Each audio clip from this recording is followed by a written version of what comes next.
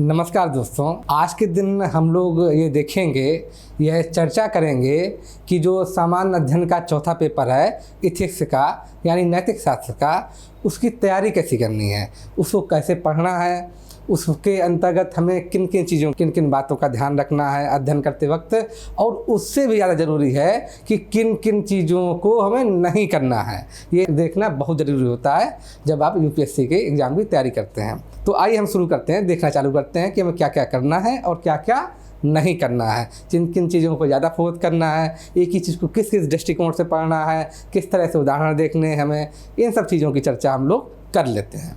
आइए शुरू करते हैं। तो जीएस का जैसा कि आप जान रहे हैं कि समान अध्ययन का चौथा पेपर है। इसके कितने अंक होते हैं? इसके 250 अंक होते हैं। इस वजह से ये पेपर बड़ा महत्वपूर्ण है। और एक विशेष बात ये है कि जैसे कि अन्य पेपर में आपको बहुत सारा मटेरियल पढ़ना पड़ता है, बहुत ज़्यादा पढ़ना पड़ता है, इस वाले पेपर में बहुत ज़्यादा रटने की, बहुत ज़्यादा पढ़ने की आवश्यकता नहीं है। इसकी बजाय आप व्यवहारिक बुद्धि का इस्तेमाल करेंगे तो आप ज़्यादा सफल होंगे। तो बजाय ज़्यादा सामग्री पढ़ने की, ज़्यादा जोर इस पर देना है कि कैसे विभिन्न तरह के जो उदाहरण हैं उनका हम तरह तरह से उपयोग कर सकते हैं। जो भी चीज़ आप बोलेंगे, जो भी चीज़ आप लिखेंगे, उसके बारे में उदाहरण जरूर देना है। इन सब चीज़ों का ध्यान रखना है। आइए शुरू करते हैं। फिर अब चूँकि हम एथिक्स पढ़ रहे हैं तो, और एथिक्स हमारे पेपर में क्यों पढ़ रहे हैं हम? क्योंकि हमारे सिलेबस में है, हमारे पाठ्यक्रम में है। तो ये जानना जरूरी है, जब भी कोई चीज़ हम कोई काम कर रहे हैं तो हमें ये पता होना चाहिए कि हम क्यों कर रहे हैं। अब एथिक्स हमारे पाठ्यक्रम में है तो हमारे पाठ्यक्रम में एथिक्स आखिर क्यों रखी गई है, क्यों जोड़ी गई है, वजह क्या है इसके पीछे, ये जानना जरूरी है। जब तक वजह नहीं जानेंगे कि किस दृष्टिकोण के तहत, किस वजह के तहत ये हमारे पाठ्यक्रम में जोड़ी गई, किस वजह के तहत इसे हमें पाठ्यक्रम में रखा गया, तब तक हम ये नहीं समझ पाएंगे कि हम किस दृष्टिकोण से उसकी पढ़ाई पढ़ें। भाई हर विषय पढ़ने के कई दृष्टिकोण होते हैं, हर चीज़ को देखने के विभिन्न दृष्टिकोण होते हैं। जब तक हम ये नहीं जानना चाहेंगे कि डिमांड क्या, किस दृष्टिकोण से देखना है चीज़ों को, तब तक हम अच्छे से उस ढंग से नहीं पढ़ाई कर सकते। जैसे कि मैं उदाहरण के लिए बता दूं कि इतिहास के विभिन्न कालखंड होते हैं। हो सकता है एक दृष्टिकोण से यानी आर्थिक दृष्टिकोण से इतिहास का कोई कालखंड बहुत बेहतर रहा हो, तो उस दृष्टिकोण से तो उसको स्वर्ण युग बोल दिया जाएगा कि आर्थिक दृष्टि से स्वर्ण युग है। लेकिन यह भी संभव हो कि उसी कालखंड में वंचित वर्गों की हालत बहुत बुरी हो, उस जमाने में जाति प्रथा, वर्ण व्यवस्था या अन्य तरह की चीज़ें इस तरह से वर्जनाएं हो कि आम आदमी का जीना मुश्किल हो, यह भी संभव हो सकता है। तो एक ही कालखंड को देखने की अलग अलग तरह के दृष्टिकोण होंगे कि किस दृष्टिकोण से आप चीज़ों को देखते हैं। तो दृष्टिकोण बहुत महत्वपूर्ण है और एथिक्स में, नीति शास्त्र में दृष्टिकोण का महत्व और भी अधिक हो जाता है।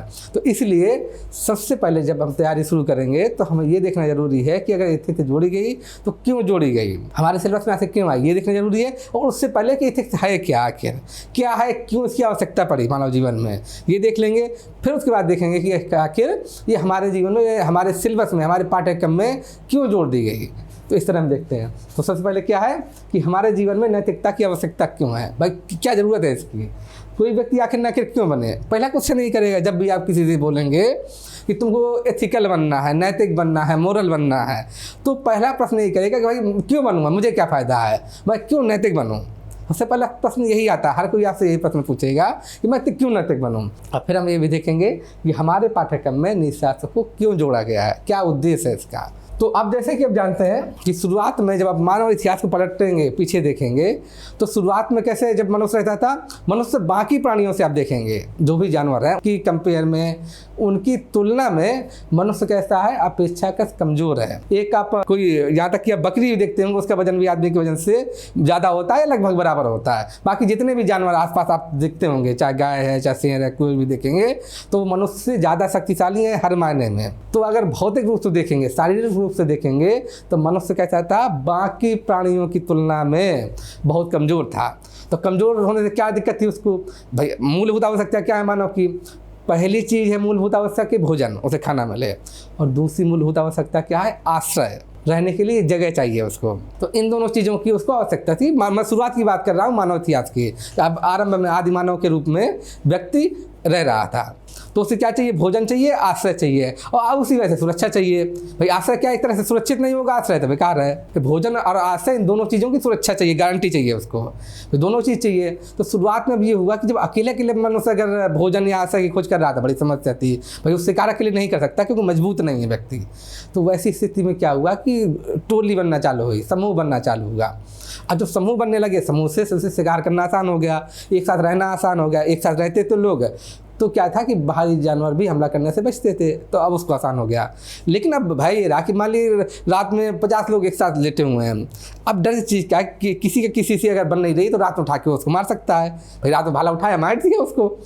तो मन में हमेशा ये वहम रहेगा यार रात में सो रहे हैं और कहीं कोई मार न डाले हमें। तो वैसी समस्या से मुक्ति पाने के लिए कैसे इस तरह से जिएगा आदमी? भाई जब तक मन में शांति नहीं रहेगी तब तक आपके पास नए नए आइडिया नहीं होंगे, नए नए विचार नहीं आ पाएंगे। तो क्या मनुष्य की एक तो सुरक्षा, भोजन और आश्रय की सुरक्षा तथा शांति, क्योंकि बिना जब तक ये सुरक्षा और शांति नहीं होगी तब तक मानव का विकास संभव नहीं है, किसी का भी विकास संभव नहीं है।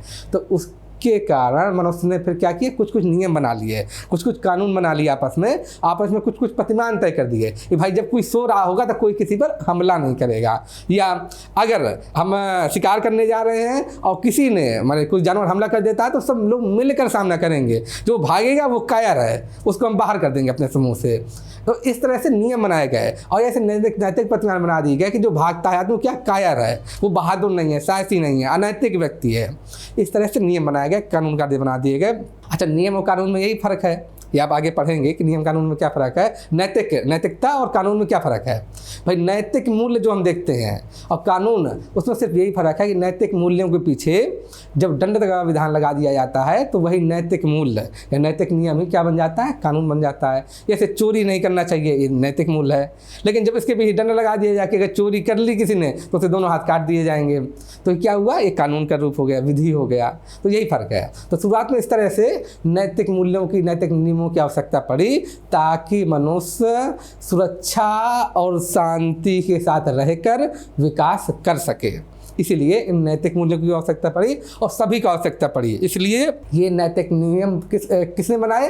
ये नैतिक नियम समाज द्वारा बनाए गए। सामूहिक रूप से लोगों ने निर्णय लिया कि नियमों के तहत हमें चलना है। समाज द्वारा ये नैतिक नियम निर्धारित किए गए जिनका पालन सभी लोगों को, समाज के सभी लोगों को करना पड़ता था। नैतिकता कैसी है? समाज सापेक्ष है। कोई अकेला व्यक्ति है किसी जंगल में, किसी टापू में, तो उसकी नैतिकता का कोई मतलब नहीं जब तक बाकी लोग नहीं हों। तो नैतिकता कैसी है? समाज सापेक्ष चीज़ है। और नैतिक नियमों की आवश्यकता इसलिए पड़ी ताकि व्यक्ति सुरक्षित रहे, शांति में रहे और ताकि उसका विकास हो सके। तो इसलिए नैतिकता की आवश्यकता पड़ी थी हम लोगों को। अब कोई व्यक्ति क्यों नैतिक बने? क्योंकि भाई अगर हर कोई अनैतिक हो जाएगा तो फिर व्यवस्था कैसे चलेगी? सामाजिक व्यवस्था कैसे चलेगी? समाज में सुख और शांति रह नहीं सकती है। सबको भय है कि कौन किसका असर उड़ा दे, कौन किसको पीछे से घूम के मार दे, किसी को पता ही नहीं। तो ये सबको बनाए रखने के लिए, समाज में शांति व्यवस्था बनाए रखने के लिए, सुरक्षा की व्यवस्था बनाए रखने के लिए इन नैतिक नियमों की आवश्यकता है। इसलिए हर व्यक्ति को उस नैतिकता की आवश्यकता है, हर व्यक्ति को नैतिक होना पड़ता है। क्योंकि सब अगर अनैतिक हो जाएंगे तो काम कैसे चलेगा समाज का? और हमारे पाठ्यक्रम में क्यों जोड़ा गया, आगे इसका जवाब भी है, सब आगे देखते जाते हैं हम लोग। इस समाज में सुरक्षा, शांति और विकास के लिए नैतिकता की आवश्यकता पड़ती है। और चूँकि व्यक्ति समाज का हिस्सा है इसलिए व्यक्ति की सुरक्षा, शांति और उसका विकास समाज पर निर्भर है। इसलिए उसको नैतिक होना पड़ेगा, क्योंकि सब अगर अनैतिक हो जाएंगे तो फिर कैसे विकास होगा समाज का? अब हम देखते हैं कि एक उसके लिए क्या जरूरत है, पाठ्यक्रम में क्यों जोड़ा गया, एक लोक सेवक के लिए क्या आवश्यकता है। भाई हम ये जो एग्ज़ाम पास करके क्या बनने जा रहे हैं? लोक सेवक बनने जा रहे हैं। तो हमारे पाठ्यक्रम में जोड़ा गया, इसका मतलब लोक सेवा के लिए इसकी आवश्यकता है। तो क्यों आवश्यकता है लोक सेवा के लिए? भाई हमारी सरकार का उद्देश्य क्या है?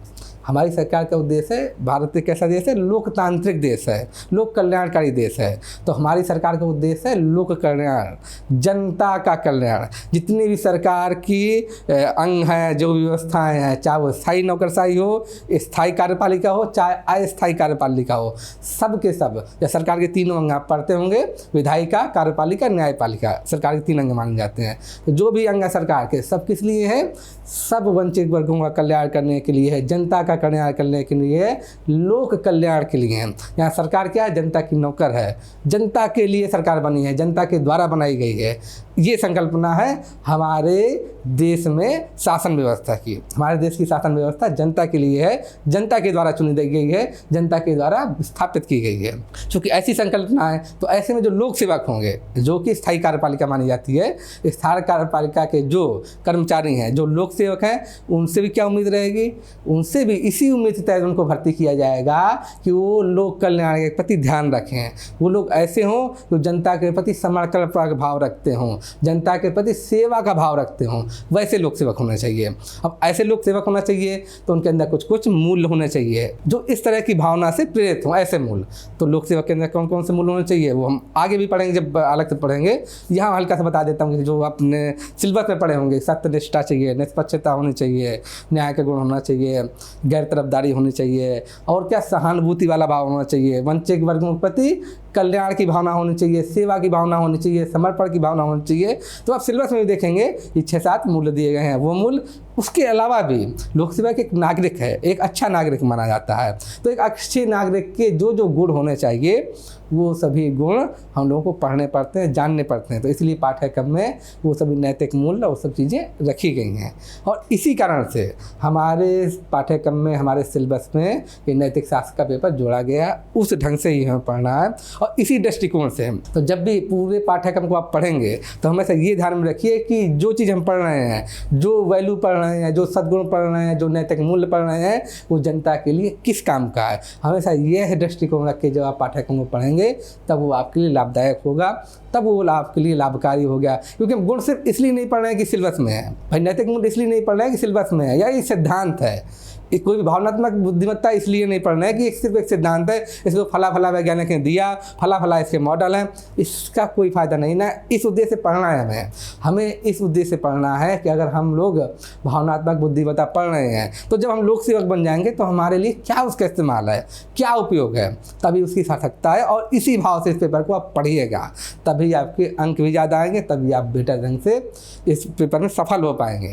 क्योंकि इस पेपर का दृष्टिकोण यही है कि जनता के लिए आपकी भावना क्या है। आप जब लोक सेवक बन जाएंगे तो किस एटीट्यूड से, किस दृष्टिकोण से, किस मूड के साथ जनता के हित में समर्पण भाव से आप काम कर पाएंगे, काम करेंगे। तो उसी भाव से पढ़िएगा। जब भी कोई सिद्धांत पढ़िएगा, जब भी कोई मूल्य पढ़िएगा, जब भी कोई चीज़ पढ़ रहे हैं आप यहाँ पर, नैतिक चिंताएं, नैतिक दुविधाएं जो भी पढ़ रहे हैं, तो आप जनता के हित के हिसाब से देखेंगे, उसी दृष्टिकोण के हिसाब से आप पाठ्यक्रम को पढ़ेंगे। तो इसीलिए क्योंकि सरकार का उद्देश्य है कि देश के आखिरी नागरिक को भी गरिमामय जीवन मिले। और गरिमामय जीवन बहुत सारी चीज़ें आती हैं, जानते हैं आप कि मूलभूत आवश्यकताओं की पूर्ति। मूलभूत आवश्यकता में क्या आएगा आपका?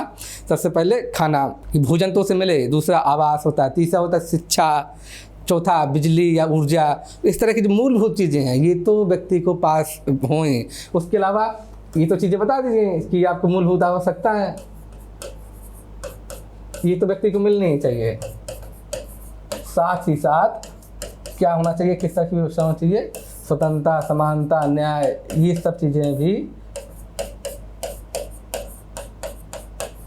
आदमी को मिलनी चाहिए। भाईचारा, भ्रातृत्व, ये समाज में सब चीज़ें उपलब्ध होनी चाहिए, हमारी सरकार का दायित्व है। और न्याय में भी सिर्फ जुडिशरी वाला न्याय नहीं है, कचहरी और अदालत वाला न्याय नहीं, बल्कि सामाजिक, आर्थिक और राजनीतिक न्याय की व्यवस्था होनी चाहिए।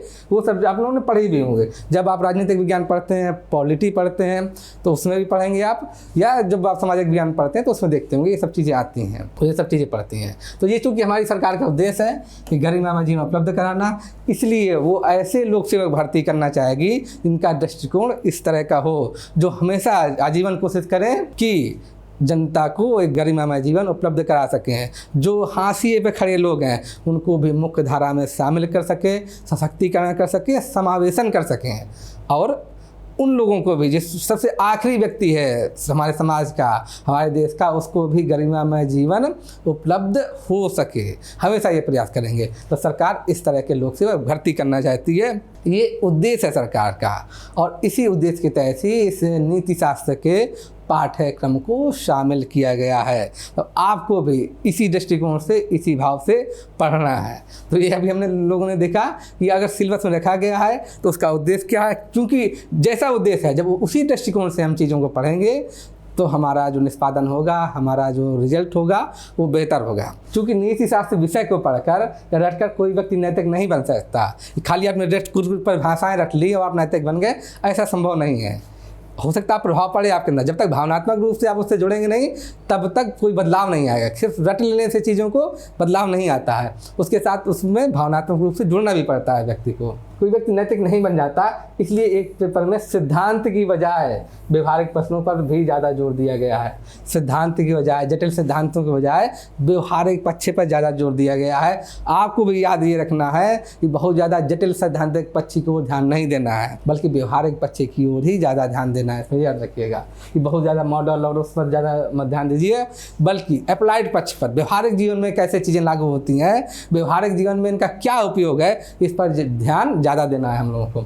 तो व्यवहारिक प्रश्नों पर ज़्यादा जोर दिया गया है ताकि छात्र नैतिकता को रटने के बजाय उसके आत्मसातीकरण पर ज़्यादा जोर दें, आत्मसातीकरण पर ज़्यादा जोर दें, आत्मसातीकरण कर सकें, इसलिए ज़रूरी है। अब भाई जिस पे हम चर्चा कर रहे थे कि समान अध्ययन पेपर 4 की तैयारी कैसे करें, इसलिए कुछ बिंदु हैं, कुछ बिंदुओं को आपको ध्यान में रखना है। तो देख लेते हैं क्या क्या चीज़ कैसे कैसे ध्यान में रखेंगे जब हम पढ़ाई कर रहे हैं इसकी।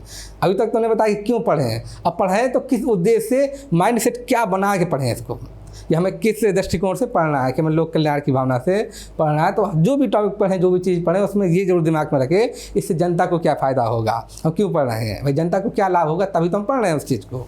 तो वो दृष्टिकोण जरूर रखें। अब आगे देखते हैं कि किन किन बातों का ध्यान रखना है। देखिए, इसका अध्ययन करते समय, पेपर 4 का अध्ययन करते समय कुछ बातों का ध्यान रखना जरूरी है। जैसे सबसे पहली और सबसे इम्पोर्टेंट बात ये है, सबसे इम्पोर्टेंट बात ये है क्या, ये नीति शास्त्र का पेपर है, ये एथिक्स का पेपर है, मनोविज्ञान या दर्शन का नहीं है। एकदम गांठ बांध लीजिए ये बात कि ये एथिक्स का पेपर है, ये साइकोलॉजी या फिलॉसफी का पेपर नहीं है।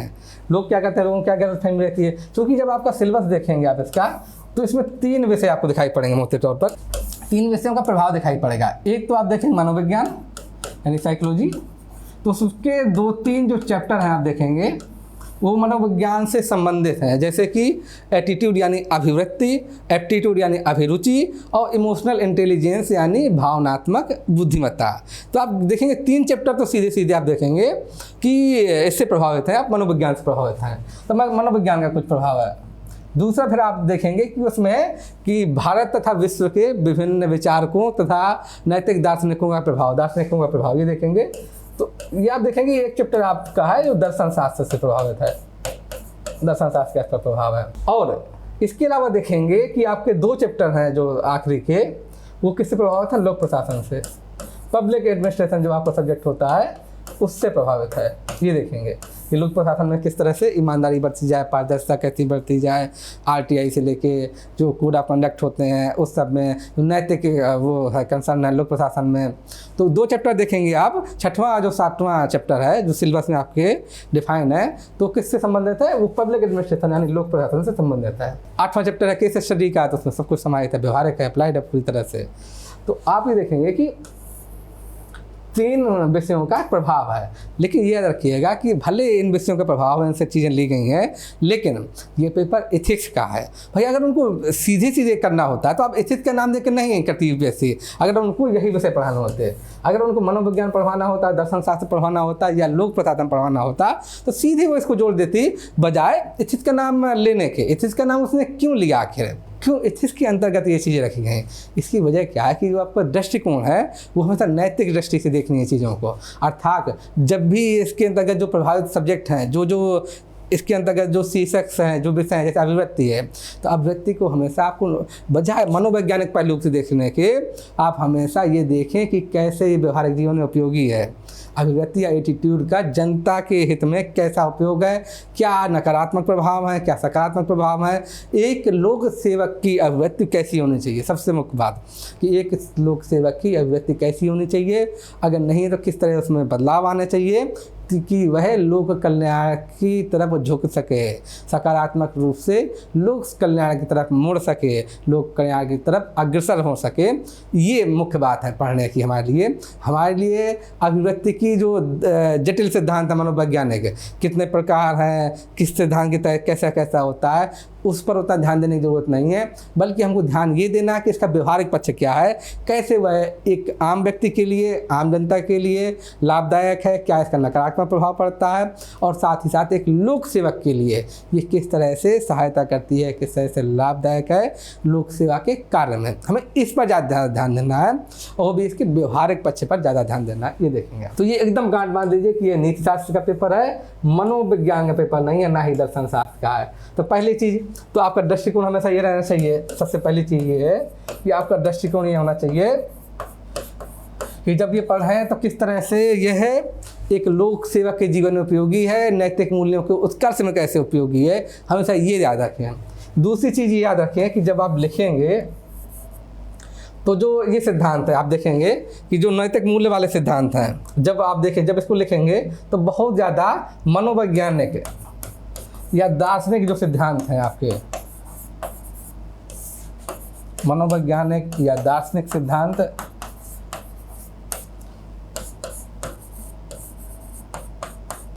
उनकी ज़्यादा जटिल चीज़ों पर मत जाइएगा। जो भी दार्शनिक के मनोवैज्ञानिक सिद्धांत हैं, जो जटिल टर्मिनोलॉजी है उसकी, जो जटिल सिद्धांत है वो मत लिखिएगा। हमेशा इस पेपर में व्यवहारिक पक्ष पर ज़्यादा जोर देना है, व्यवहारिक पक्ष पर ज़्यादा लिखना। ये चीज़ एकदम गांठ बांध लीजिए, मैं बार बार इस चीज़ को दोहरा रहा हूँ।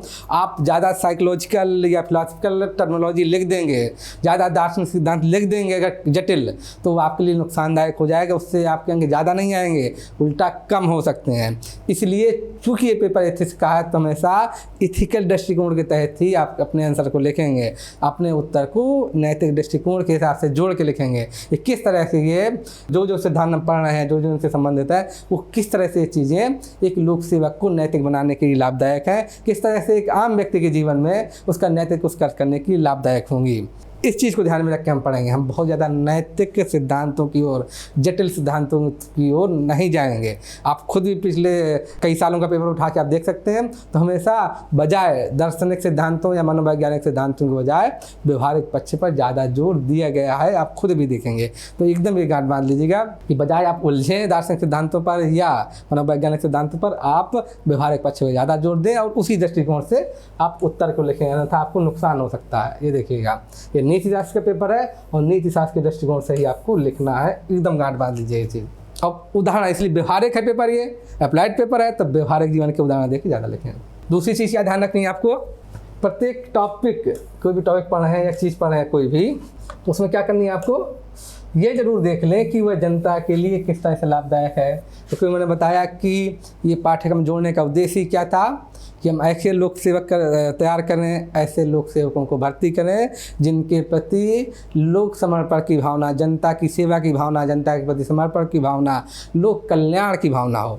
इसीलिए जब भी कोई टॉपिक पढ़ते हैं आप इसका, एथिक्स का, तो उसमें ये जरूर देख लें। मान लो भावनात्मक बुद्धिमत्ता पढ़ रहे हैं आप या अभिरुचि पढ़ रहे हैं, तो ये जरूर देख लें कि अभिरुचि कैसी होनी चाहिए कि वो लोक सेवक, लोक कल्याणकारी बन सके। तो जरूर देख लें कि जनता के लिए, क्योंकि सब कुछ हम लोक सेवा में जा रहे हैं ना, हम जनता की सेवा के लिए एग्जाम दे रहे हैं, परीक्षा दे रहे हैं लोक सेवा में भर्ती होने के लिए, क्योंकि लोक सेवा में हम जा रहे हैं। इसलिए ये जरूर ध्यान में रख लें कि जो भी चीज़ हम पढ़ रहे हैं वो जनता के लिए किस तरह से लाभदायक होगी, वही उसका व्यवहारिक पक्ष है। वरना जब तक आप वो नहीं समझे दें तो खाली सिद्धांतों को रटने का, जटिल से जटिल सिद्धांतों में उलझने का कोई मतलब नहीं होगा आपके लिए। जिस भी सिद्धांत का अध्ययन करें उसका व्यवहारिक उपयोग अवश्य देख लें कि व्यवहारिक जीवन में उसका क्या उपयोग होगा, दैनिक जीवन में उसका क्या इस्तेमाल है, ये जरूर देखें।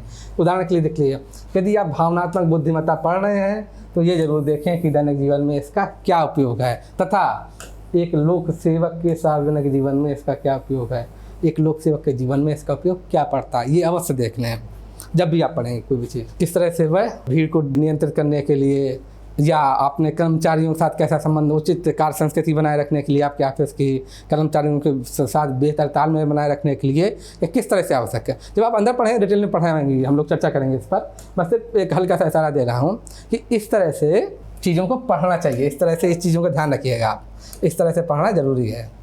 आगे देखते हैं और क्या चीज़ ध्यान में रखनी है। और ध्यान में रखना है कि चूँकि इस विषय की अधिकांश चीज़ें क्या है, अमूर्त हैं, कई बार जब आप शुरू में आपको भी असुविधा होगी, लेकिन कई बार जब आप समझ जाएंगे इसको, चीज़ों को अच्छे से जान जाएंगे, तो आप जब एग्जाम में लिखेंगे तो ये याद रखिएगा कि अधिकांश चीज़ें चूँकि अमूर्त हैं, तो जो परीक्षक, चूँकि आप सामने नहीं बैठे परीक्षक के, आप समझा नहीं पाएंगे, जो आपने कॉपी में लिख दी उसी से परीक्षक को अनुमान लगाना है आपके बारे में कि आप कितना जानते हैं।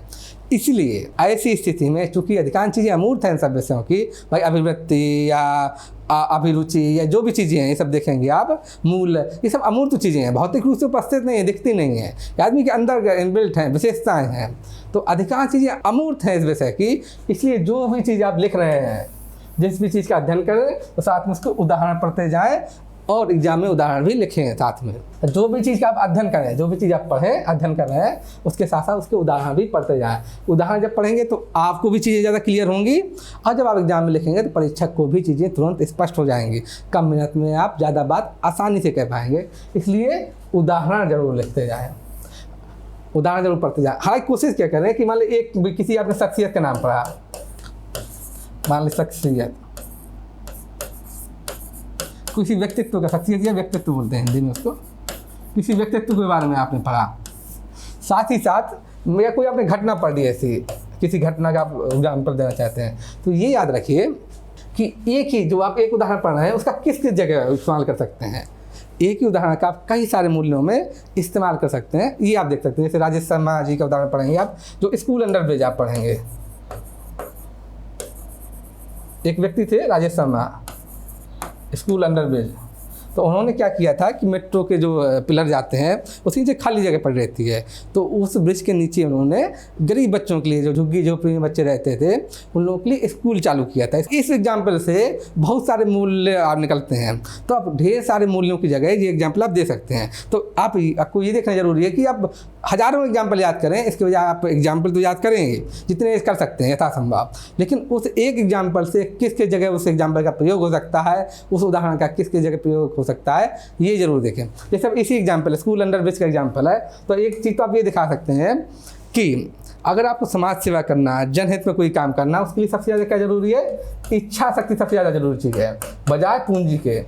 भाई उस व्यक्ति ने जब ये काम चालू किया तो खाली हाथ था, खाली जेब था, उसका पैसे एकदम नहीं थे, और कोई वो ऐसा नहीं कि बहुत ज़्यादा पढ़ा लिखा हुआ ऐसे व्यक्ति रहे होंगे, वो एक सामान्य व्यक्ति थे, ठीक ठाक पढ़े लिखे, और उनके अंदर इच्छा शक्ति, वो उनके पास पैसा नहीं था लेकिन इच्छा शक्ति थी, इसलिए उन्होंने ये काम किया।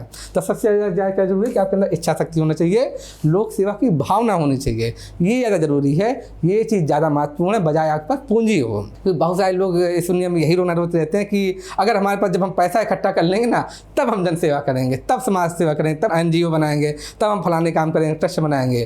तो ऐसा बिल्कुल नहीं है। यदि आप सच में जन सेवा करना चाहते हैं, सच में लोक सेवा करना चाहते हैं, सच में आपके अंदर अगर समर्पण का भाव है जनता के प्रति, तो वैसी स्थिति में अगर आपकी इच्छा शक्ति है तो आप जन सेवा कर सकते हैं। ये एक बेहतर एग्जाम्पल है। और इसके अंदर गुण आप देखें, कौन कौन से गुण हैं इनके अंदर। एक तो सेवा भावना का गुण है, आपको लोक सेवा का गुण है, सहानुभूति का गुण देखेंगे आप। सहानुभूति का गुण नहीं होता तो कैसे वो गरीब बच्चों की मदद करते हैं। सहानुभूति का गुण है, करुणा का गुण है, ये सब गुण आपको दिखाई जाए, सत्यनिष्ठा का गुण, ये सब गुण आपको मिलेंगे। तो अब एक एग्जाम्पल से बहुत सारी, एक एग्जाम्पल का इस्तेमाल, एक उदाहरण का प्रयोग आप बहुत सारी जगहों पर कर सकते हैं। यदि आप मूल्यों के बारे में पढ़ रहे हैं तो देखें कि माता पिता को देखकर बच्चा कैसे समानता, ईमानदारी, ये सब मूल्य सीखता है। जैसे उदाहरण के लिए बड़ा अच्छा एग्जाम्पल है ये कि घर में जैसा माहौल होगा बच्चा वैसे ही मूल्य सीखेगा। अगर घर में लोकतंत्र का माहौल है, लोकतंत्र का माहौल का मतलब है कि लोकतंत्र का सिंपल सा मतलब है कि जिसके लिए निर्णय लिए जाना है, अगर उसकी भागीदारी हो निर्णय लेने में, तो उसको बोला जाता है लोकतंत्र। भाई जिन लोगों के लिए निर्णय लिए जाना है, जिनके लिए निर्णय होना है, यदि उन लोगों की भी भागीदारी हो उस निर्णय लेने की प्रक्रिया में, तो इसको बोला जाता है लोकतंत्र। भाई हम लोग यही तो करते हैं, वोटिंग के माध्यम से हम लोग सरकार बनाते हैं। क्योंकि जनसंख्या ज़्यादा है हमारे देश की, तो हर चीज़ के लिए कोई भी कानून बनना है, कोई भी नियम बनना है, तो उसके लिए प्रत्यक्ष रूप से हर बार वोटिंग नहीं कराई जा सकती। तो उसके लिए क्या तरीका निकाला गया कि एक ही हम बजाय हर बार प्रत्यक्ष रूप से हर बार वोटिंग करें, क्योंकि उसमें समय भी ज़्यादा चला जाएगा और बाकी चीज़ों का नुकसान भी होगा कि आपके काम धंधे बंद हो जाएंगे। इसके लिए ये उपाय निकाला गया कि हम अपना प्रतिनिधि भेज देते हैं। तो हर एक इलाके से, क्षेत्र से एक एक प्रतिनिधि जाता है हम लोगों का, जनता का प्रतिनिधि, और वो जनता का प्रतिनिधि विधायिका में बैठकर कानून बनवाता है। तो एक तरह से माना क्या जा रहा है कि जो भी कानून देश में बन रहा है तो उसमें जनता की भागीदारी है, वो जनता की इच्छा से बन रहा है कि जनता के जो प्रतिनिधि हैं वही जाके कानून बना रहे हैं। तो लोकतांत्रिकरण का ये मतलब होता है। तो घर में अगर लोकतांत्रिकरण है तो इसका क्या अर्थ है कि कोई भी निर्णय लिया जाएगा तो उसको भी शामिल किया जाएगा जिसके लिए निर्णय लिया जा रहा है। तो ये निर्णय सामूहिक है, सारे लोग उपस्थित हैं, फिर निर्णय लिया जा रहा है, तो इससे क्या होगा, लोकतांत्रिकरण की भावना होगी। यदि एक व्यक्ति उठ के निर्णय सुना दे, दूसरे लोगों को उसका पालन करना है, तो इसको क्या बोला जाएगा, सामंतवादी बोला जाएगा कि सामंतवादी सोच है, ये तानाशाही की सोच है। तो घर पर इस चीज़ का प्रभाव पड़ता है कि घर पर जो व्यवहार होता है वो कैसा होता है, लोकतांत्रिकरण का व्यवहार है या सामंतवादी या तानाशाही व्यवहार है। जैसा व्यवहार होगा संतानों पर भी वैसा प्रभाव पड़ता है, उसी तरह की भावना आती है। दूसरा ये देखा जाता है कि माता पिता का आपस में संबंध कैसा है, जिस तरह के संबंध होगा उसी तरह की भावना आएगी कि बराबरी की संबंध है, या पिता बहुत हावी रहते हैं, हर डिसीजन पिता ही लेते हैं, माता को ध्यान नहीं देते हैं, या कहीं ऐसा तो नहीं है कि आपस में माता पिता या बाकी लोग कुछ चीज़ छिपाते हैं, चोरी तो नहीं करते हैं। अगर वैसा है तो फिर ईमानदारी मूल्य विकसित नहीं होगा। अगर लोग एक दूसरे से कुछ चीज़ें नहीं छिपाते हैं तब बच्चे के अंदर आपका ईमानदारी का गुण विकसित होगा। इसी तरह अगर आपस में वो एक दूसरे के प्रति प्रेम, त्याग और करुणा का वातावरण रहता है, एक दूसरे के प्रति त्याग दिखाते हैं, तो त्याग वाला मूल विकसित होगा, प्रेम वाला मूल विकसित होगा। यदि माँ, बच्चा देखता है, संतान देखती है कि उसकी माँ कैसे पशु बच्चियों के प्रति, बाकी लोगों के प्रति करुणा का भाव रखती है, गरीबों के प्रति, तो बच्चे के अंदर, संतान के अंदर आप देखेंगे करुणा का भाव विकसित होगा। यदि आपस में मिल बांट के खाते हैं चीज़ों को तो शेयरिंग की भावना विकसित होगी। तो ये सारे मूल किस तरह से बच्चा अपने परिवार के अंदर से सीखता है, ये आप देख सकते हैं। तो एक एग्जाम्पल से आप देख सकते हैं कि किस किस तरह से ये बोलने का मतलब ये है कि चूँकि अधिकांश चीज़ अमूर्त हैं, अब मूल्य के बारे में मूल अमूर्त हैं, तो इसके बारे में आपको एग्जाम्पल लिखने पड़ेंगे। एक बच्चा कैसे कैसे फला फला मूल इस तरह से देखकर सीखता है। तो जब आप एग्जाम्पल लिखते हैं चीज़ें ज़्यादा स्पष्ट हो जाती हैं। एग्जाम्पल भी आप दैनिक जीवन के लिखें, आम जन जीवन से संबंधित लिखें, क्योंकि वो ज़्यादा स्पष्ट हो जाते हैं। उससे यही पता लगता है कि आप व्यवहारिक जीवन से जुड़े हुए हैं। आप ऐसा नहीं कि एक कोठरी में बैठ के, कमरे में बैठ के सिर्फ अध्ययन करते हैं और बाकी जनता से, बाकी आम लोगों से आप दूरी बना के रखते हैं। ऐसा भाव नहीं आना चाहिए जब आप एग्जाम में बैठते हैं, क्योंकि आप लोक सेवक बनने जा रहे हैं, आप जनता के लिए काम करने जा रहे हैं। तो ये ज़रूर देखना चाहिए कि आप जनता से जुड़े हैं और दुनिया में क्या चल रही चीज़ें, उन चीज़ों का आपको अनुभव है, आप कटे हुए व्यक्ति नहीं हैं। तो ऐसा देखना चाहिए। तो वही देखिए दिखाया जा रहा है बच्चे कैसे माँ बाप से अपने सीखते हैं चीज़ें। तो वही सब जैसे जैसे माँ बाप करते हैं उस तरह बच्चे सीखते चले जाते हैं। तो एक एग्जाम्पल है कि चीज़ें अमूर्त हैं, इसलिए उदाहरण ज़रूर दें। और क्या करें, परीक्षा में अपने तर्क के समर्थन में उदाहरण अवश्य लिखें। परीक्षा में जैसे पढ़ेंगे आप, सोचेंगे, वैसे उदाहरण लिख पाएंगे। अच्छा, आप ये सोचें, ये भी ध्यान रखिएगा कि परीक्षा में एकदम से उदाहरण आपके दिमाग में आ जाएंगे, ऐसा नहीं होता। आपको पहले से जो पढ़ रहे हैं, पहले से उसके लिए उदाहरण आपको सोच के रखने पड़ेंगे। आप साथ साथ उदाहरण भी आत्मसातीकरण करते जाएँ, साथ साथ पढ़ते जाएँ, साथ साथ दिमाग में बैठाते जाएँ। और मैंने बताया कि एक उदाहरण से आप कई सारी चीज़ें उसके साथ जोड़ लें तो बेहतर होगा आपके लिए। तो परीक्षा में भी अपने तर्क के समर्थन में उदाहरण अवश्य लिखें, और जो उदाहरण लिखें वो कैसे हो, व्यवहारिक हों और आम जनजीवन से संबंधित हों। जैसे वही मैंने बताया था, राजेश शर्मा वाला उदाहरण था। किस तरह से उन्होंने स्कूल अंडर ब्रिज ये आरंभ किया था, ये आप देखेंगे। ये मदर टेरेसा का उदाहरण है, किस तरह से उनका नाम जाना ही जाता है गरीबों की सेवा के लिए। चूँकि होता है ना कि एक आप देखें चैप्टर फिलॉसफी का भी है आपके सिलेबस में, दर्शन का भी है, विश्व के तथा भारत के जो नैतिक विचारक रहे हैं, दार्शनिक रहे हैं, उनके बारे में। तो ये क्या रखें, उसमें क्या याद रखना है आपको कि दार्शनिक विचारक या महापुरुष से संबंधित प्रश्नों में सैद्धांतिक जटिलताओं की बजाय उनके व्यवहारिक उपयोग वाले पक्ष पर ज़्यादा जोर दें। याद रखना कि ये एथिक्स का पेपर है, आम जनता से जुड़ा हुआ पेपर है। तो अब दार्शनिक जो जटिल सिद्धांत है उसमें उलझ जाए, वो उतना उचित नहीं है। बजाय आप व्यवहारिक उन सिद्धांतों का जो महापुरुषों ने बोला, समझाया, दिखाया करके, तो जो व्यवहारिक पक्ष है उसका, उस पर ज़्यादा जोर देना है आपको। जैसे कि यदि गौतम बुद्ध के बारे में लिखना हो तो आप क्या लिखेंगे, उनका मध्यम मार्ग, कैसे आम जनजीवन में मध्यम मार्ग बोला। कबीर का एक दुआ भी है कि अति का भला न बोलना, अति की भली न चूप, और अति का भला न बरसना, अति की भली न धूप। तो क्या दिखा रहा है, इसी मध्यम मार्ग की ओर दिखा रहा है कि कोई भी चीज़ यदि अति में हो जाएगी तो चीज़ बुरी है, नुकसानदायक है। ना तो अति का बहुत ज़्यादा बोलना लाभदायक है और ना बहुत ही ज़्यादा चुप रहना लाभदायक है। ना तो बहुत ही ज़्यादा बारिश लाभदायक है कृषि के लिए, और ना बहुत ही ज़्यादा धूप लाभदायक है। बहुत ज़्यादा धूप पड़ेगी, बारिश नहीं होगी तो अकाल हो जाएगा, और बहुत ज़्यादा बारिश होगी तो बाढ़ आ जाएगी। तो वही दिखाया गया है व्यवहारिक पक्ष।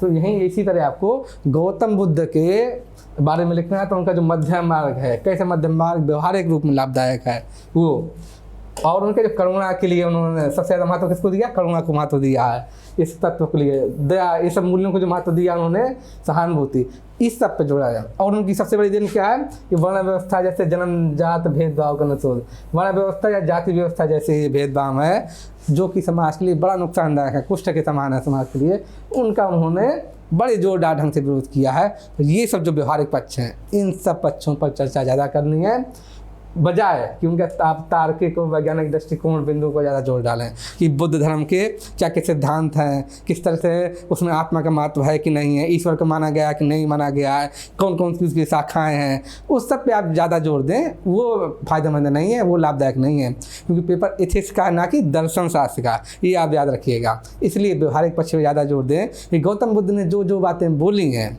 उनका व्यवहारिक जीवन में ये उपयोग है, उनका व्यवहारिक जीवन में ये मायने हैं, इस तरह से वो आम जनता के लिए लाभदायक हैं, एक लोक सेवा के लिए किस तरह से वो लाभदायक हैं, उस पर आपको ज़्यादा जोर देना है। तो वही मैं दिखा रहा हूँ कि इन सब बातों पर कि किस तरह से मध्यम मार्ग व्यवहारिक जीवन में सबसे ज़्यादा उपयोगी है, किस तरह से उनके ये मूल्य करुणा, दया, सहानुभूति के मूल्य समाज के लिए कैसे उपयोगी हैं, जातिवाद, वर्ण व्यवस्था का किस तरह से उन्होंने जोरदार ढंग से विरोध किया है, उसी वजह से उनका आज भी महत्व है।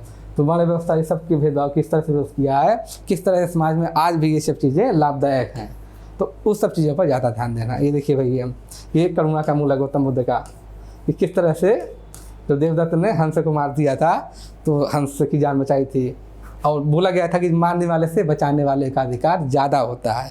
चूँकि गौतम ने, उसकी सिद्धार्थ गौतम ने बचाई है जान, देवदत्त ने जबकि जान लेने की कोशिश की है, इसलिए हंस पर किसका हक है, हंस पर सिद्धार्थ का अर्थ है, अर्थात गौतम बुद्ध का अधिकार है, ना कि देवदत्त का। तो कहानी आपने पढ़ी होगी कि हंस को छोड़ दिया गया था तो किसके पास गया था, वो सिद्धार्थ के पास गया था, ना कि देवदत्त के पास। तो वहीं से बोला गया था जिसके पास हंस जाएगा उसका अधिकार है। यही देखिए इस तरह पशु पक्षियों से उनका जुड़ाव है, समानुभूति है, एम्पैथी है। और किस चीज़ का ध्यान रखना है आपको इस पेपर में, इस पेपर में एक चीज़ का और ध्यान रखना है कि अपने उत्तर में जब आप तर्क दे रहे हैं, चीज़ें लिख रहे हैं, तो किन चीज़ों पर ज़्यादा ध्यान दें, किन चीज़ों के बारे में लिखें।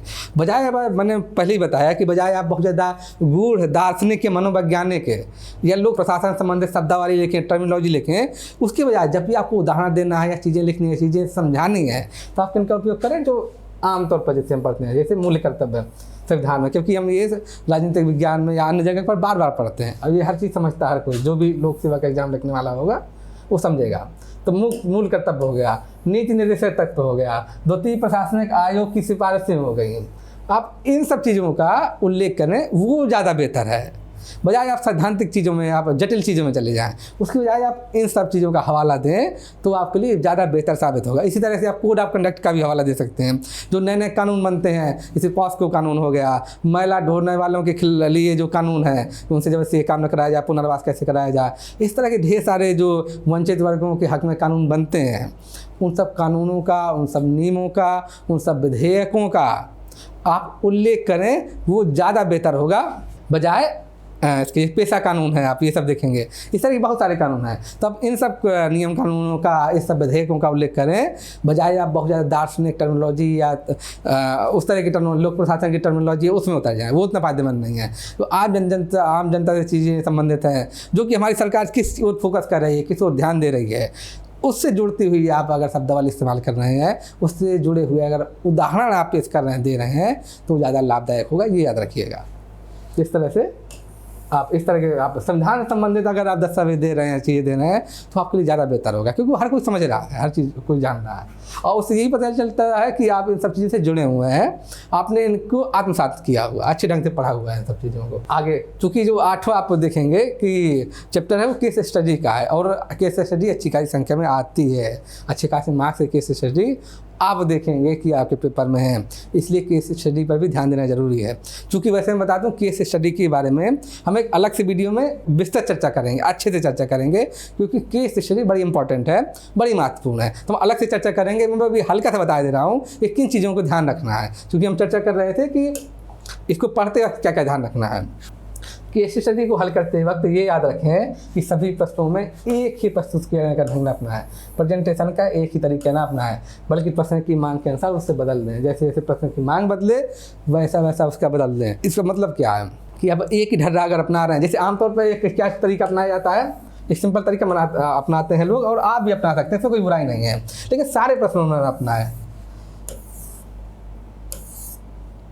जैसे एक तरीका ये होता है, इससे पूरी चीज़ स्पष्ट हो जाती है कि जैसे समस्या क्या है, मूल समस्या क्या है, एक तो ये लिखा जाता है, फिर उसके समस्या के संबंध में तथ्य लिखा जाता है, तथ्य या नियम, उससे संबंधित जो भी नियम है, फिर लिखा जाता है कि उससे संबंधित कौन कौन से स्टेक होल्डर है,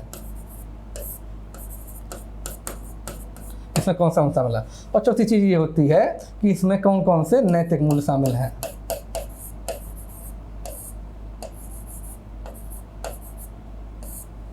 जैसे बाल श्रम से संबंधित कोई समस्या है, कोई घटना का उल्लेख है जो केस स्टडी में है, तो आप लिखेंगे समस्या ये है, ऐसी समस्या है। फिर आप तथ्य या नियम पूछा, उसमें देखेंगे कि बाल श्रम से संबंधित कौन कौन से नियम है, तो लिखेंगे कि संविधान में भी इस आर्टिकल में ये दिया गया है, बाल श्रम का निषेध किया गया है, ये देखेंगे। या बाल श्रम के संबंधित जो कानून उपलब्ध है उसके बारे में आप लिखते चले जाएंगे, कानून में ये बोला गया है, ऐसा ऐसा बोला गया है, ये भारत सरकार ने नियम पास किया, तो उसके बारे में आप लिखते चले जाएंगे, ऐसा ऐसा होता है। फिर आप स्टेक होल्डर लिखेंगे, उसमें क्या कंपनी या फैक्ट्री का मालिक है, एक स्टेक होल्डर, एक स्टेक होल्डर बच्चे हैं, और एक स्टेक होल्डर क्या सरकार है। इस तरह आप लिखेंगे कौन कौन से, इस तरह के स्टेक होल्डर लिखते हैं आप।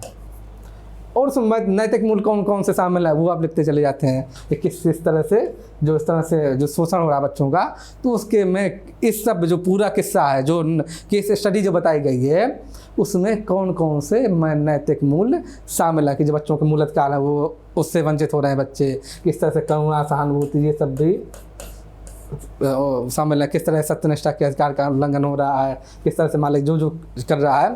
तो इस तरह से आप एक खाका बना के लिखते हैं। इससे क्या होता है, जब भी परीक्षक पढ़ता है तो एक ही बार में उसे पूरा स्पष्ट हो जाता है कि बच्चे को ये सब चीज़ें पता है, जो भी आंसर लिख रहा है परीक्षार्थी है उसको चीज़ें क्लियर हैं, वो चीज़ें समझ जाता है खड़ाक से। तो एक तरीका ये है। इसी तरह के अलग अलग तरीके इस्तेमाल किए जाते हैं जब केस स्टडी शुरू करते हैं। अच्छा, ऐसा नहीं कि उत्तर खत्म हो गया, आप ही लिखते हैं, बस ये छोटा सा रहता है, इस तरह से खाका रहता है, टेबल रहती है, उसके बाद आप आंसर लिखना चालू कर देते हैं। चूँकि ये आप लिखा रहता है, इससे आपको आंसर लिखने में भी सुविधा होती है और परीक्षक को भी समझने में सुविधा रहती है, बच्चे ने सब कुछ देखा हुआ जाना हुआ है, तो ये सुविधा रहती है। इससे कम शब्दों में आप ज़्यादा बात कह सकते हैं, स्पष्ट रहती है। और आंसर जब आप लिखते हैं तो बड़ी आसानी से आप उसको खटाखट देखते चले जाते हैं, लिखते चले जाते हैं, आपके समय की भी बचत होती है। तो एक तरीका ये है। इसी तरह के और भी कई तरीके होते हैं उत्तर लिखने के। तो बोलने का मतलब ये कि हर बार ये ऐसा ना करें कि अब हर केस स्टडी में यही तरीका अपना है, हर बार ये बना दें, ऐसा नहीं करना होता। आप कभी ये इस्तेमाल कर सकते हैं, कभी दूसरे तरीके भी इस्तेमाल करते हैं, क्योंकि अगर आप एक ही तरीका बार बार इस्तेमाल कर सकते हैं तो ऐसा लगने लगता है कि आप चीज़ डट के आए हैं, आप इतना ही जानते हैं, आप सिंपल सा है कि प्रश्न कुछ भी पूछा जा रहा है, कैसा भी पूछा जा रहा है, किसी भी तरह का, आप सिर्फ यही तरीका अपना रहे हैं, तो ऐसा माना जाता है कि ऐसा आप रट के आए हैं, पहले से आपके दिमाग में यही बैठा हुआ है। तो इसलिए जो ज़रूरी है, जैसी जैसी डिमांड है प्रश्न की, हो सकता है सिर्फ मूल्य पूछा गया बाकी पूछे नहीं गई हों, या सिर्फ कौन कौन से नियम ही पूछा गया हो प्रश्न बाकी नहीं पूछी गई हों, तो आप सिर्फ यही लिखेंगे। उस हिसाब से पाई चार्ट बनेंगे, आप इस तरह से जो तीर मार के लिखा जाता है वैसे लिखेंगे। बहुत सारे तरीके हैं लिखने के, लेकिन प्रेजेंटेशन के कई सारे ढंग हैं। तो आप अलग अलग प्रश्नों में आप प्रश्न की डिमांड के अनुसार, प्रश्न की आवश्यकता के अनुसार अलग अलग ढंग का प्रस्तुतिकरण अपनाएंगे, प्रेजेंटेशन अलग अलग ढंग का करेंगे। जब हम ये वाला टॉपिक डिस्कस करेंगे केस स्टडी वाला अलग से, तब वहाँ पर डिटेल से आपको सब चीज़ें बताएंगे हम लोग कि कैसे कैसे आप लोग हल करते हैं, क्या तरीका है, क्या ढंग है केस स्टडी करने का। अभी तो मैं सिर्फ ये बता रहा था कि चौथा पेपर कैसे पढ़ना है, तो वहाँ मैंने बताया ये आपको कि एक ही ढर्रा ना अपनाएं बल्कि बदल दें चीज़ों को, क्योंकि उससे बेहतर लगता है आंसर। आगे देखते हैं हम लोग।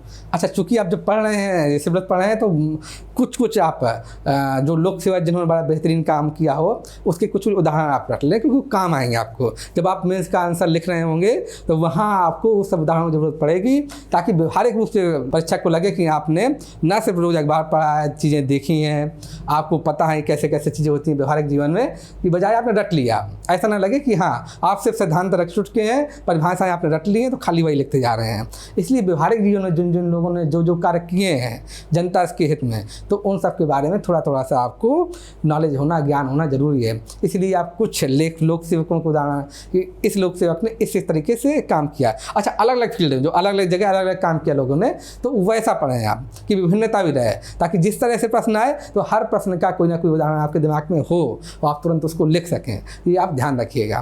तो इसलिए कुछ लोक सेवकों को उदाहरण, किन किन लोक सेवकों ने किस किस फील्ड में, अलग अलग फील्ड में कैसा कैसा बेहतरीन काम किया है, वो उदाहरण आप याद रखिएगा। उसके अलावा बहुत सारा जो आम जनता से जो लोग जुड़े हुए हैं, जो नैतिक व्यक्तित्व हैं, उनके बारे में आप ध्यान रखिएगा कि फलाने आदमी ने, जो एक आम आदमी थे, उन्होंने कैसे कैसा जनता के हित में काम किया। जैसे कि एक उदाहरण मैंने दिया था राजेश शर्मा का, कि कैसे उन्होंने स्कूल अंडर ब्रिज के तहत किस तरह से उन्होंने पाठशाला शुरू की थी आम जनता के लिए, गरीब बच्चों के लिए।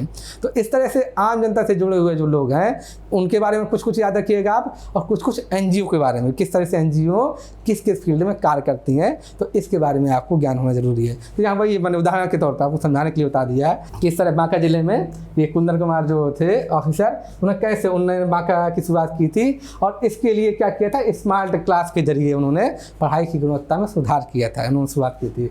और उन्होंने इस अवार्ड से भी, कॉमनवेल्थ इनोवेशन अवार्ड से भी उनको नवाजा गया था। इसलिए ये इनका उदाहरण आप खूब लिख सकते हैं। इन्होंने क्या किया था, आमाष्टांगपा में है, तो ये ऑफिसर जो थे इन्होंने मणिपुर में, मणिपुर कैडर के अफसर हैं, तो उन्होंने जनता के सहयोग लेकर, जनता के सहयोग के साथ इन्होंने पूरी सड़क बना दी थी, क्योंकि वहाँ पर वो दूरस्थ क्षेत्र था, वहाँ के गाँव के लोगों को समस्या होती थी, आने जाने में दिक्कत होती थी। तो ये जन सहयोग का, जन सहभागिता का बहुत अच्छा उदाहरण है। ये कब पूंजी में, यदि आपके पास पूंजी का अभाव है, सरकार के पास बजट का अभाव है, तो किस तरह से जनता का सहयोग लेके, जनता के साथ जुड़कर आप कैसे बेहतर परफॉर्मेंस कर सकते हैं, अच्छा निष्पादन कैसे कर सकते हैं। बस आपके अंदर इच्छा शक्ति होनी चाहिए, आपके अंदर कार्य करने की भावना होनी चाहिए, तो उसका बड़ा अच्छा उदाहरण है। तो ये आप देख सकते हैं।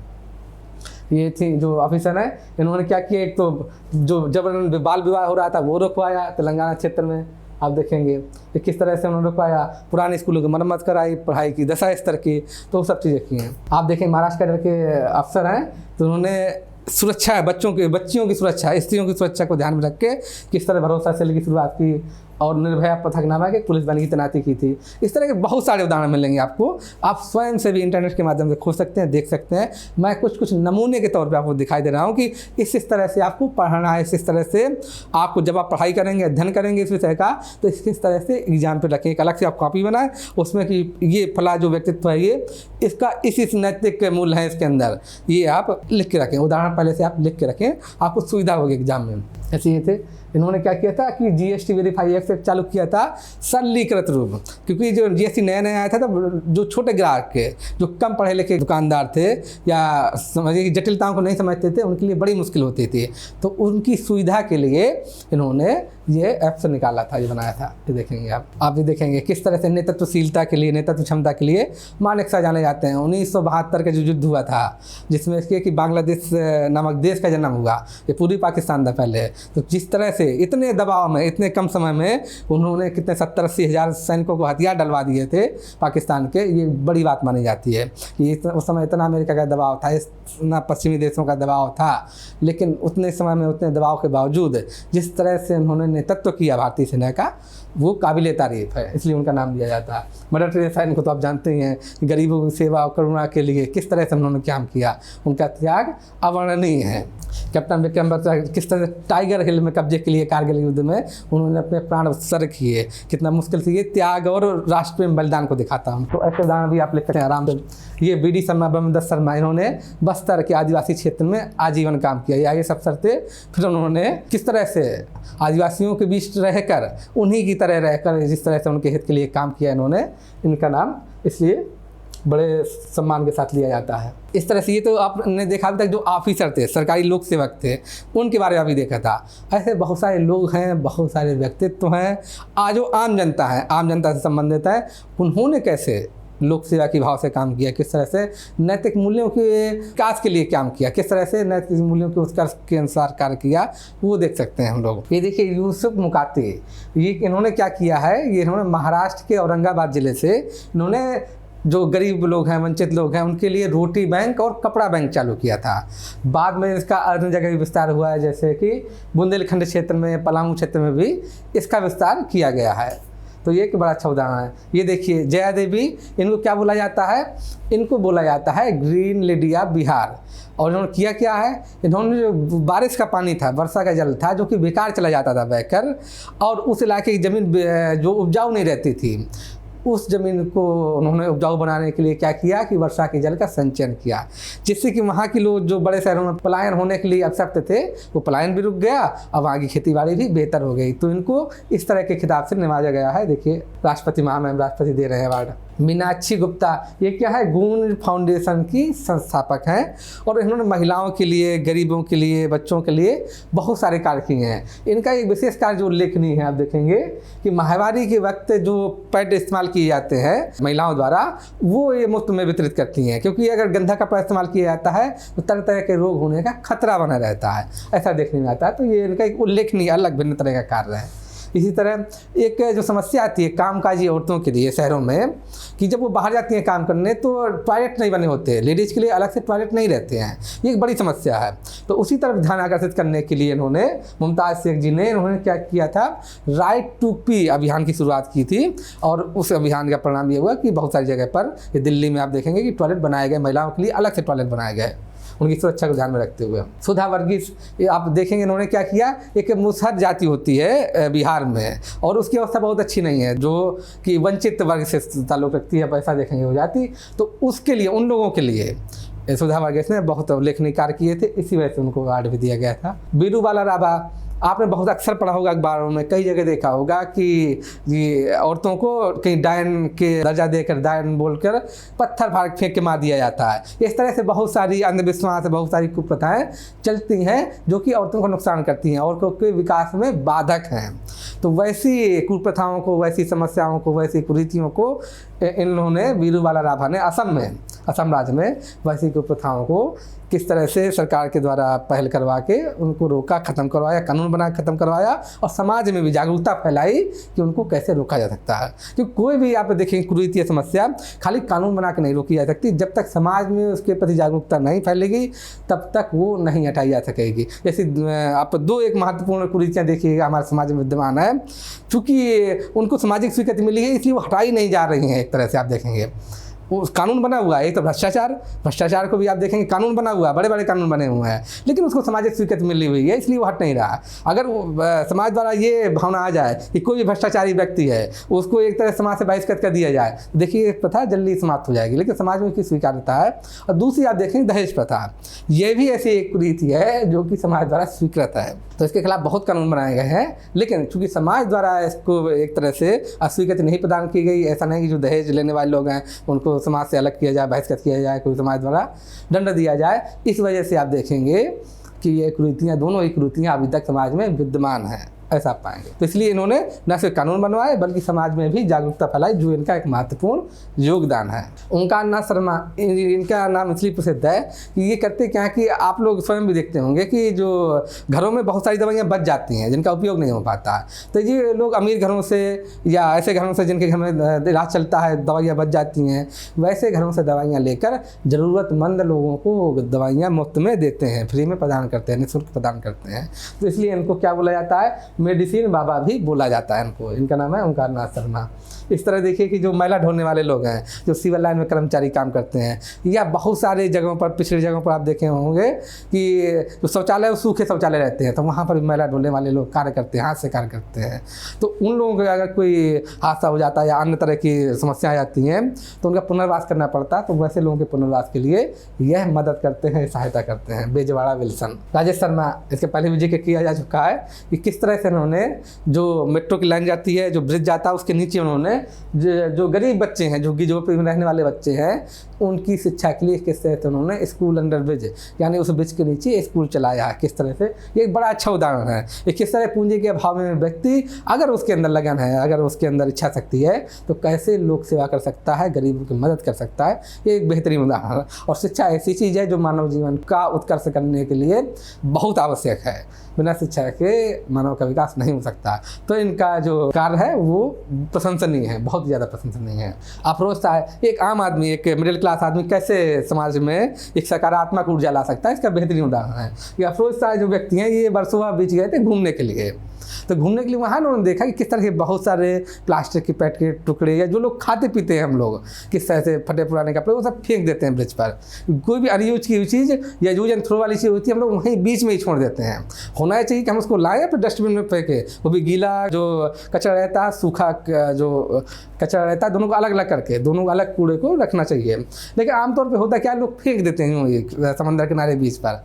तो उन्होंने देखा तो और उसको उनके मन में प्रेरणा जगी और उन्होंने उस कचरे को इकट्ठा करना चालू किया ताकि बीच साफ हो सके। उनकी देखा देखी और भी लोग उनसे जुड़ गए और एक तरह से इसने अभियान का रूप ले लिया। जिस तरह से उन्होंने सफाई की उसकी, ये आप देख सकते हो। तो एक मिडिल क्लास, एक आम आदमी भी किस तरह से छोटे छोटे कदम उठा के, छोटे छोटे स्टेप उठाकर कैसे अपने समाज की मदद कर सकता है, अपने समाज को साफ रख सकता है, अपने समाज का विकास कर सकता है, एक बेहतरीन उदाहरण है इसका। ये सब देखिए दैनिक जीवन के उदाहरण है, आप आराम से ये उदाहरण आप कोट कर सकते हैं। और इसी तरह के उदाहरण लिखना बेहतर माना जाता है कि जो आम जनता संबंधित उदाहरण है, जो कि लोगों के लिए प्रेरणास्पद बन सके, प्रेरणादायक बन सके, वैसे उदाहरण आप लिख सकते हैं, लिखिए, वो अच्छा माना जाता है। बलबीर सिंह सेंथेवाल, ये क्या है, ये गुरुद्वारे के महंत हैं ये।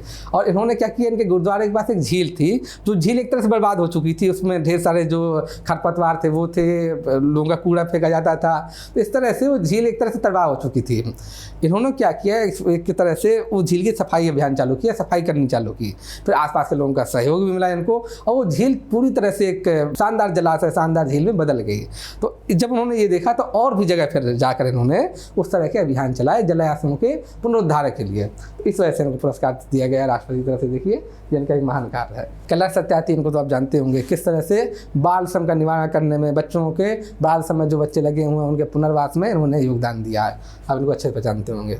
इसी तरह ये अभी जो हमने बात की तो कुछ शख्सियत के बारे में, कुछ लोगों के बारे में जो आम जनता से आए हुए लोग हैं और किस तरह उन्होंने जन कल्याण में, लोक कल्याण में किस तरह से अपने सकारात्मक कदम उठाए, किस तरह से सकारात्मक उदाहरण प्रस्तुत किए, ये आपने देखा।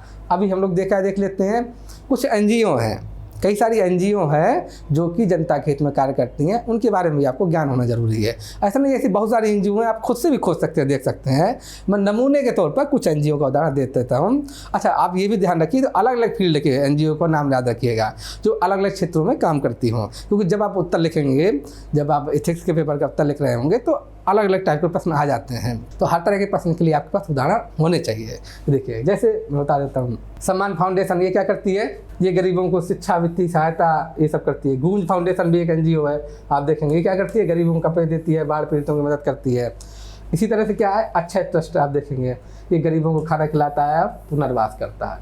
हमेशा यहाँ पर आप देखिएगा खाना मिलता है गरीबों को। अक्षय ट्रस्ट बहुत सारी जगह पर ये अक्षय ट्रस्ट उपलब्ध है। स्माइल फाउंडेशन ये वंचित वर्गों को शिक्षा प्रदान करती है, पुनर्वास प्रदान करती है, स्वास्थ्य सुविधा प्रदान करती है। उड़ान वेलफेयर फाउंडेशन ये महिलाओं में, बच्चों में, वृद्धों में इनकी मदद करता है और कैंसर पीड़ितों का इलाज कराता है। विशिष्ट है, कैंसर पीड़ितों का इलाज कराती है एनजीओ। प्रथम, इसका नाम आपने खुद सुना होगा क्योंकि इसकी रिपोर्ट आप अक्सर पढ़ते होंगे। इस शिक्षा का स्तर क्या है देश में, उसके संबंध में ये एनजीओ रिपोर्ट जारी करती है। ये देखिए, गरीबी झुग्गी में रहने वाले बच्चों को शिक्षा देना, जो लोग स्कूल नहीं जा सकते उसके लिए खुद स्कूल प्रोवाइड करते हैं। इनका मानना है कि अगर इस बच्चा स्कूल के पास नहीं आ सकता तो स्कूल तो बच्चे के पास जा सकता है। और शिक्षा व्यक्ति के विकास के लिए बहुत ज़रूरी है, बहुत आवश्यक है, इसलिए उस क्षेत्र में उन्होंने बेहतरीन काम किया है और अपनी रिपोर्ट भी जारी करते हैं। लेप्रा सोसाइटी एक कुष्ठ और टीबी से जो पीड़ित हैं जो व्यक्ति, उनके लिए मदद करती है। ये दीपालय, ये क्या है, दिल्ली की झुग्गी में रहने वाले बच्चों को शिक्षा देना, विकलांगों को शिक्षा, स्वास्थ्य, व्यवसाय ट्रेनिंग दी जाती है, वो देती है विकलांग लोगों को। यानी अब इनको क्या बोला जाए, दिव्यांग बोला जाता है, पुराना नाम है, अब इनको दिव्यांग बोला जाता है। तो दिव्यांग लोगों को ये मदद करती है, इस तरह से मदद करती है। उदय फाउंडेशन नई दिल्ली में है फाउंडेशन, और ये क्या करती है, जो मनोवैज्ञानिक रोग हैं, बहुत सारे जो इनको मनोवैज्ञानिक रोग होते हैं, लोग उनको क्या समझ लेते हैं, पागल समझ लेते हैं। समाज में देखेंगे आप, लोग पागल बुलाते हैं, लेकिन ऐसा नहीं होता, वो मनोवैज्ञानिक रोग ही हैं। तो उन लोगों को, या बहुत सारे सिंड्रोम से ग्रसित लोग हैं, उन लोगों को यह मदद करती है, वैसे बच्चों को सहायता करती है, इलाज प्रदान करती है और उनके अधिकारों की रक्षा करती है ताकि बाकी लोग उनको परेशान ना करें। इस क्षेत्र में काम करती है। तो मैंने ये कहा कि अलग अलग क्षेत्र में जो NGO काम करती हैं उस पर ध्यान रखिए। कौन दिव्यांगों के लिए काम कर रही है, कौन मनोवैज्ञानिक रोगियों के लिए काम करती है, किस तरह से वह NGO वृद्धों के लिए काम करती है, किस तरह से शिक्षा क्षेत्र में NGO काम करती है, ये अलग अलग क्षेत्र वालों को ध्यान रखिएगा। और देखिए हेल्पेज इंडिया, ये वृद्ध लोगों के अधिकारों के लिए काम करती है, आप देखेंगे। चिंतन महिला और बच्चों के लिए कार्य करती है। उषा मल्टीपर्पज कोऑपरेटिव, ये क्या काम करती है, यौन कर्मियों के लिए। बहुत सारे रेड लाइट एरिया में जब वहाँ पर उद्धार किया जाता है या वहाँ के काम से लोगों को हटाया जाता है, छापे पड़ते हैं, सब देखेंगे होंगे आप लोग। तो उससे जो महिलाएं आती हैं, अब समस्या होती है कि उनको समाज द्वारा स्वीकृति इतनी आसानी से नहीं मिलती। तो ऐसी स्थिति में उनके रोजगार का और न्यूनतम आवश्यकताओं की पूर्ति का क्या प्रबंध किया जाए। तो वैसी स्थिति में ये NGO यौन कर्मियों के लिए पुनर्वास के लिए कार्य करती है, आप देखेंगे। वित्तीय सहायता उपलब्ध कराती है। नाज फाउंडेशन, ये समलैंगिक लोगों के अधिकारों के लिए कार्य करती है। ये अलग अलग क्षेत्र में NGO काम कर रही है, याद रखिएगा। ये जो अस्तित्व NGO है, ये ट्रांसजेंडर समुदाय के लोग हैं उनके लिए कार्य करती है, उनके लिए समर्पित है संस्था। आयात फाउंडेशन जो बेसहारा बच्चे हैं, अनाथ बच्चे हैं या बुजुर्ग हैं, उनको गरिमामय जीवन प्रदान करती है। बानू इरालू, ये एक अलग तरह का कार्य करती है। देखिए ये नागालैंड का एक ट्रस्ट है। आपने देखा होगा कि सर्दियों के दौरान बहुत सारे नए नए पक्षी आते हैं उत्तर भारत में। असल में वो पक्षी साइबेरिया, जो कि रूस का एक इलाका है, तो साइबेरिया में सर्दी बहुत अधिक पड़ती है, भयानक बर्फ पड़ती है। तो वहाँ उस सर्दी से बचने के लिए, जीवित बचने के लिए वो पक्षी उतना दूर का सफ़र करके इस क्षेत्र में आ जाते हैं, भारत में आ जाते हैं, क्योंकि साइबेरिया की तुलना में यहाँ सर्दी बहुत कम पड़ती है। तो अपना जीवन यापन करने के लिए वो पक्षी यहीं आ जाते हैं सर्दियों के समय। ऐसे में क्या होता है, कुछ लोग उन पक्षियों का शिकार करते हैं। तो ये संस्था जो है जागरूकता फैलाती है और शिकार ना करने के प्रति लोगों के मन में प्रेरणा जगाती है कि वैसे पक्षियों का, उन प्रवासी पक्षियों का शिकार ना किया जाए। संजोग मानव तस्करी के खिलाफ आप देखते होंगे किस तरह से महिलाओं की मानव तस्करी होती है, बच्चों की मानव तस्करी होती है, यौन कर्म के लिए या फिर भीख मंगवाने के लिए, वो सब का बाल श्रम के लिए तस्करी होती है। तो उन सब तस्करी के खिलाफ ये NGO कार्य करती है। तो अभी हमने चर्चा क्या की कि जो NGO हैं विभिन्न क्षेत्रों में काम कर रही हैं, किस तरह से वो NGO जनता की सेवा कर रही हैं, लोक सेवा के लिए कार्य कर रही हैं। तो इन कुछ NGO के आपको उदाहरण भी आपको आना चाहिए, अलग अलग क्षेत्र में जो NGO काम करती हैं, वो सब उदाहरण आपको चाहिए, क्योंकि मेंस में आपको लिखने पड़ जाते हैं, न सिर्फ एथिक्स में बल्कि निबंध का जो पेपर होता है उसमें भी यह उदाहरण काम आते हैं, उसमें भी उदाहरण आप लिख सकते हैं। अब हम देखते हैं कि जिस तरह मैंने शुरुआत में बोला था कि ये मनोसाइकोलॉजी या फिलॉसफी का पेपर नहीं है, मनोविज्ञान या दर्शन शास्त्र का पेपर नहीं है, ये किस चीज़ का पेपर, ये एथिक्स का है, नैतिक शास्त्र का पेपर है। तो इसमें आप बहुत ज़्यादा कठिन टर्मिनोलॉजी जो होती है मनोविज्ञान की या दर्शन शास्त्र की या लोक प्रशासन की, वो कठिन टर्मिनोलॉजी सिद्धांत का इस्तेमाल ना करिएगा। तो आम तौर पर जो टर्मिनोलॉजी इस्तेमाल होती है उसी का इस्तेमाल करें। और बेहतर होगा कि जो सामाजिक विज्ञान में या अर्थशास्त्र में जो टर्मिनोलॉजी इस्तेमाल होती है, जो शब्द इस्तेमाल होते हैं, आप उनका प्रयोग करें। जो आमतौर पर आप पढ़ते हैं राजनीति विज्ञान में, अर्थशास्त्र में पढ़ते हैं उनका, तो वही कुछ शब्द दिए गए हैं, इन शब्दों का आपको मतलब मालूम होना चाहिए। ये शब्द आपको एथिक्स में भी काम आएंगे, GS के बाकी पेपर में भी काम आएंगे और निबंध में भी बड़ा काम आएंगे, याद रखिएगा।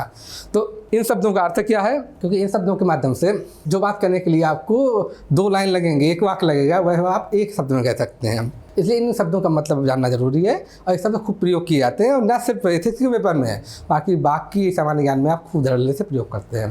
थोड़ा थोड़ा मैं हल्का हल्का सा मतलब बता दे रहा हूँ कि बाकी चीज़ तो आप जब भी आप इकोनॉमी पढ़ेंगे या पॉलिटी पढ़ेंगे उसमें ये ब्यौरे से बताई जाती हैं चीज़ें, वहाँ ब्यौरे से हम लोग बताएंगे। लेकिन यहाँ पर अभी मैं हल्का हल्का सा इतारा बता दे रहा हूँ कि अगर आपने इकोनॉमी ना भी पढ़ी होगी, GS के बाकी पोर्शन ना भी पढ़ा हो, तो आपको समझ में आ जाए। आप नीति पढ़ रहे हैं तो थोड़ा सा आपको पता चलता है। जैसे कि समावेशन क्या होता है, समावेशन का अर्थ है कि देश में यदि समृद्धि बढ़ रही है, समृद्धि बढ़ रही मतलब संसाधन बढ़ रहा है, एक तरह से समझिए, यानी देश में पैसा बढ़ रहा है, देश अमीर अगर हो रहा है, मोटे तौर पर देखें तो उस अमीरी का लाभ, उस संसाधन का लाभ, उस समृद्धि का लाभ, समृद्धि का लाभ क्या हो, सभी वर्गों को मिले। ऐसा नहीं हो कि कुछ वर्ग, कुछ जो रईस लोग हैं, कुछ अमीर लोग हैं, कुछ पूंजीपति लोग हैं, या कुछ विशेष जाति धर्म वर्ग के लोग ही उसका लाभ उठा ले जाएं। ऐसा नहीं होना चाहिए। देश के सभी वर्गों को उसका लाभ मिले। यही देश में समृद्धि बढ़ रही है तो उस समृद्धि का लाभ देश के सभी वर्गों को, सभी समूहों को, चाहे वो आप वंचित वर्ग में देख लीजिए उनको मिल रहा, महिला, SC ST, दिव्यांग, अल्पसंख्यक या और भी तरह के अलग अलग भाषा, क्षेत्र, वर्ग, समूह के लोग, उन सभी लोगों को उस समृद्धि का लाभ मिलना चाहिए। तो इसको कहा जाता है समावेशन, कि समृद्धि के साथ साथ समावेशन भी हो रहा है, तो समृद्धि का लाभ सभी वर्गों के लोगों को मिल रहा है। गांव के लोगों को भी मिल रहा है, शहर के लोगों को भी मिल रहा है, अमीर को भी मिल रहा है, गरीब को भी मिल रहा है, स्त्री वर्ग को भी मिल रहा है, पुरुष वर्ग को मिल रहा है, सबको उसका लाभ मिले, तो ये कहलाता है समावेशन। सशक्तिकरण का क्या मतलब है? सशक्तिकरण का अर्थ है दो चीज़ें मोटे तौर पर देखेंगे। एक तो ये होगा कि निर्णय लेने में भूमिका होनी चाहिए, निर्णय लेने में सभी वर्गों की भूमिका होनी चाहिए। भाई जिनके लिए निर्णय लिए जा रहा है, अब ऐसा नहीं होना चाहिए कि निर्णय कोई कानून बन रहा है महिलाओं के लिए निर्णय लिए जा रहा है और उसमें महिलाओं की कोई भूमिका ही नहीं है, कोई भी उसका जज ही महिला नहीं है। तो ये बड़ी अजीब सी स्थिति है कि जिन वर्गों के लिए, जिन लोगों के लिए हम निर्णय ले रहे हैं उनकी कोई उसमें भूमिका नहीं है। तो एक तरह से क्या भी तानाशाही हुई, लोकतांत्रिकरण कहा रहा है। तो सशक्तिकरण का अर्थ है कि निर्णय लेने में सभी वर्गों की, सभी लोगों की भूमिका होनी चाहिए। दूसरी, संसाधनों पर नियंत्रण होना चाहिए, संसाधनों पर नियंत्रण होना चाहिए। संसाधन में दो तरह से होते हैं संसाधन, कौन कौन से? एक तो आप देखेंगे होते हैं भौतिक संसाधन, जितनी भी अर्थव्यवस्था की चीजें होती हैं वो कहलाती हैं भौतिक संसाधन। एक तो होता है भौतिक संसाधन, दूसरा होता है मानवीय संसाधन।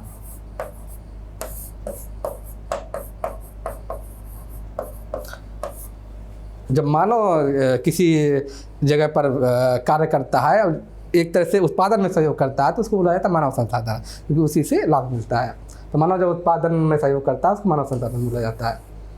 जैसे उसमें भी अपने द्वितीय तृतीयक अलग अलग की गतिविधियाँ देखेंगे, उनमें अलग अलग जगह अलग अलग तरह से अपना योगदान करता है।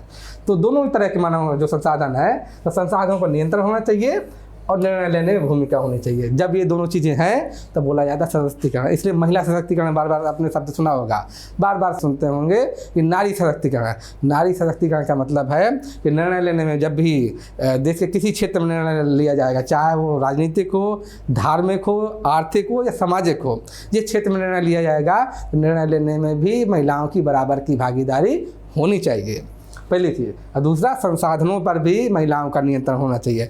आमतौर पे आप देखते होंगे हमारे देश में, समाज में महिलाओं का संसाधनों पर नियंत्रण नहीं होता, न प्रत्यक्ष न अप्रत्यक्ष।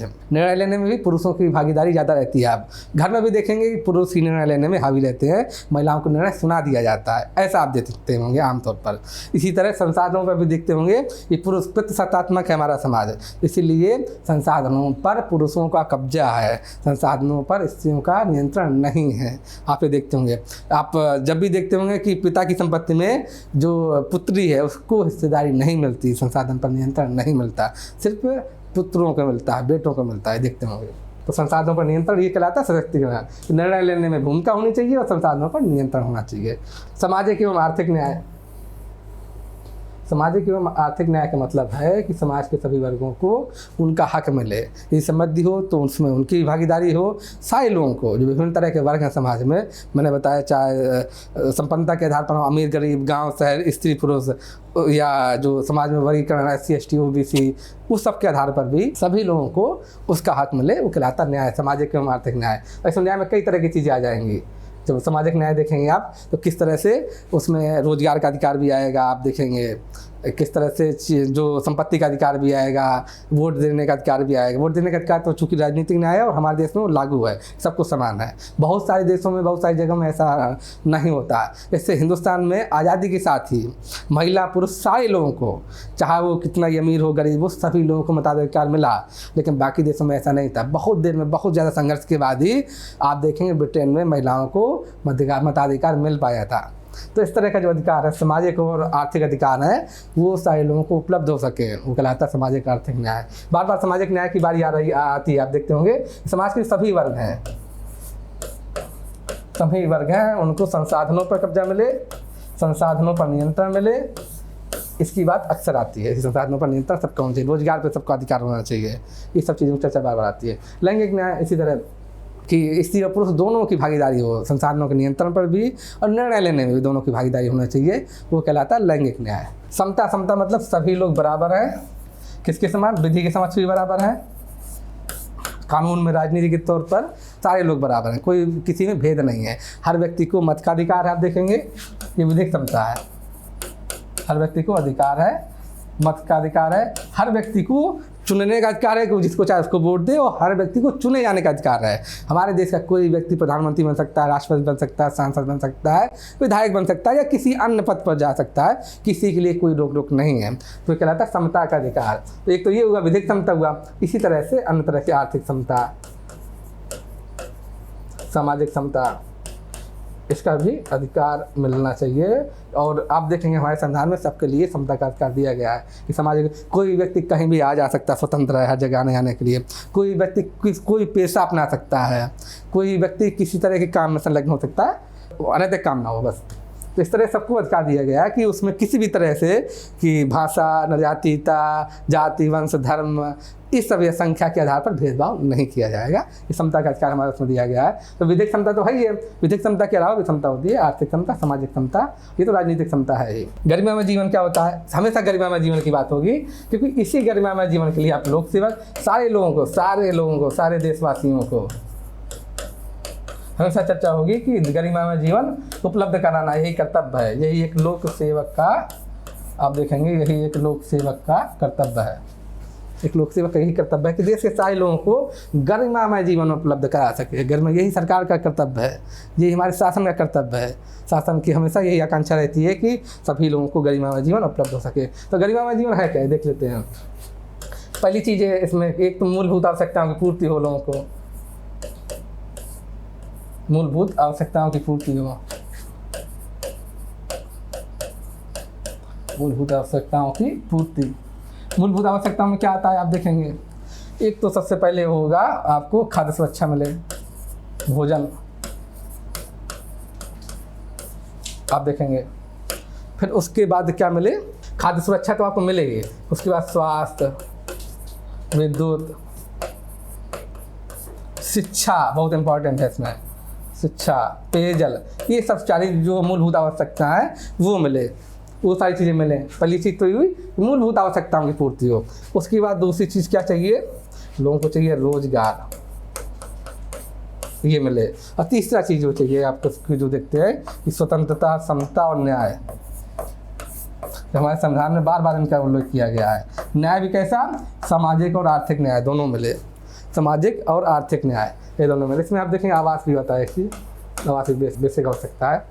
तो ये देखेंगे मूलभूत गरिमामय जीवन में एक तो मूलभूत आवश्यकताओं की पूर्ति हो। मूलभूत आवश्यकता में सबसे ज़्यादा जरूरी है स्वास्थ्य, खाद्य सुरक्षा, दूसरे नंबर पर आता है आवास, तीसरे नंबर पे आता है शिक्षा, फिर स्वास्थ्य, फिर विद्युत, पेयजल, ढेर सारी चीज़ें आती हैं। और भी इसमें देखेंगे आपकी अन्य चीज़ें आती हैं, जैसे कि संबद्धता में आप देखेंगे कि जुड़ाव, चीज़ों से जुड़ाव का मतलब है कि एक तो होगा कि भौतिक रूप से जुड़ाव, यानी कि इस यातायात हो गया, संचार व्यवस्था हो गई कि आप कहीं आ जा सकें रोजगार के लिए, अन्य चीज़ों के लिए, तो यातायात हो गया। और संचार मतलब सूचनाओं की प्राप्ति हो सके आपको, या जैसे इंटरनेट या अन्य चीज़ें उपलब्ध हैं, मीडिया के जरिए आप सूचनाएं प्राप्त करते हैं, वो सब भी चीज़ें आती हैं। लेकिन मूल चीज़ें आती हैं गरिमामय जीवन में सबसे ज़्यादा जरूरी है कि मूलभूत आवश्यकताओं की पूर्ति हो, आदमी को रोजगार में रोजगार की सुरक्षा रहे और स्वतंत्रता, समता, न्याय मिले, ये गरिमामय जीवन है। तो ये चीज़ें अगर हैं तो आप देखेंगे कि कल्याण का मोटा सा मतलब देखेंगे। लोक कल्याण का मतलब होता है कि भाई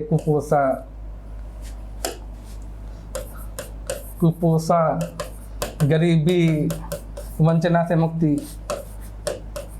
यही क्या कल्याण है, इन लोगों को इस सबसे मुक्ति हो। सहभागिता क्या है, कल्याण में से बहुत व्यापक शब्द, बहुत सारी चीज़ें आती हैं कल्याण में, लोक कल्याण में ढेर सारी चीज़ें आती हैं। गरिमामय जीवन भी एक तरह से देखेंगे आपका लोक कल्याण के अंतर्गत ही आता है। तो ऐसी बहुत सारी चीज़ें लोक कल्याण, मोटा सा मतलब मैं ये बताया कि आपको रोजगार मिल जाए, विषमता ना हो समाज में, सबसे बड़ी चीज़ विषमता ना हो, रोजगार मिले, कुपोषण ना हो आपके अंदर, ये सब चीज़ें कल्याण में आती हैं। सहभागिता क्या है, सहभागिता है कि सभी वर्गों की भागीदारी हो, हिस्सेदारी हो। किसमें एक तो शासन में हो, दूसरा आर्थिक संसाधन में हो। जो आर्थिक संसाधन है चाहे भौतिक हो चाहे मानवीय संसाधनों, उन सब में भागीदारी चाहिए। तीसरा, शासन शासन समाज में भी भागीदारी होनी चाहिए। कई बार होता है समाज में स्वीकृति नहीं होती, पहले शासन नियम बना देता है, तो वैसा नहीं होना चाहिए। समाज में भी भागीदारी होनी चाहिए, हर कार्य में सभी वर्गों की हिस्सेदारी हो, निर्णय लेने में हो, शासन में निर्णय लेने में भी, और जो शासन में जो कार्य किए जाते हैं शासन में भी भागीदारी हो।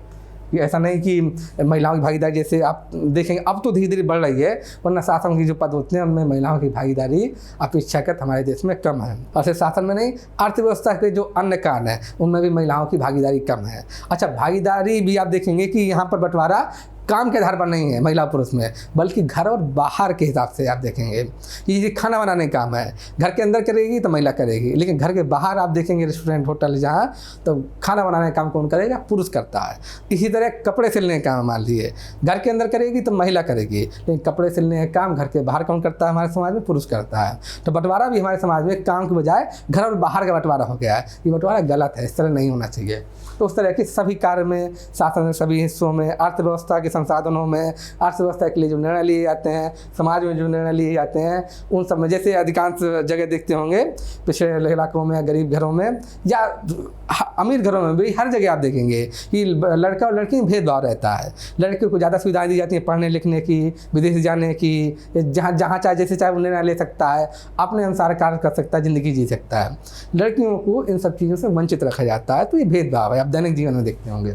तो ये इस तरह सहभागिता का मतलब है कि चाहे निर्णय लेने में हो, चाहे शासन के विभिन्न पद हो, शासन में हो या अर्थव्यवस्था में हो या समाज में हो, स्त्री पुरुष या अन्य वर्ग हैं, जो वर्ग हम गिनते हैं वंचित वर्ग में, उन सब वर्गों की भागीदारी बराबर रहे, उसको कहा जाता है सहभागिता। ये सब लोगों की हिस्सेदारी हो, निर्णय लेने में भी और संसाधन में भी, दोनों में ही लोगों की हिस्सेदारी हो, निर्णय लेने में, संसाधन में, तो बोला जाए सहभागिता है। अगर नहीं है तो सहभागिता नहीं है।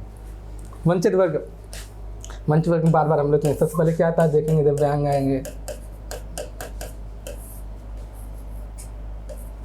फिर आप देखेंगे महिला, फिर आप देखेंगे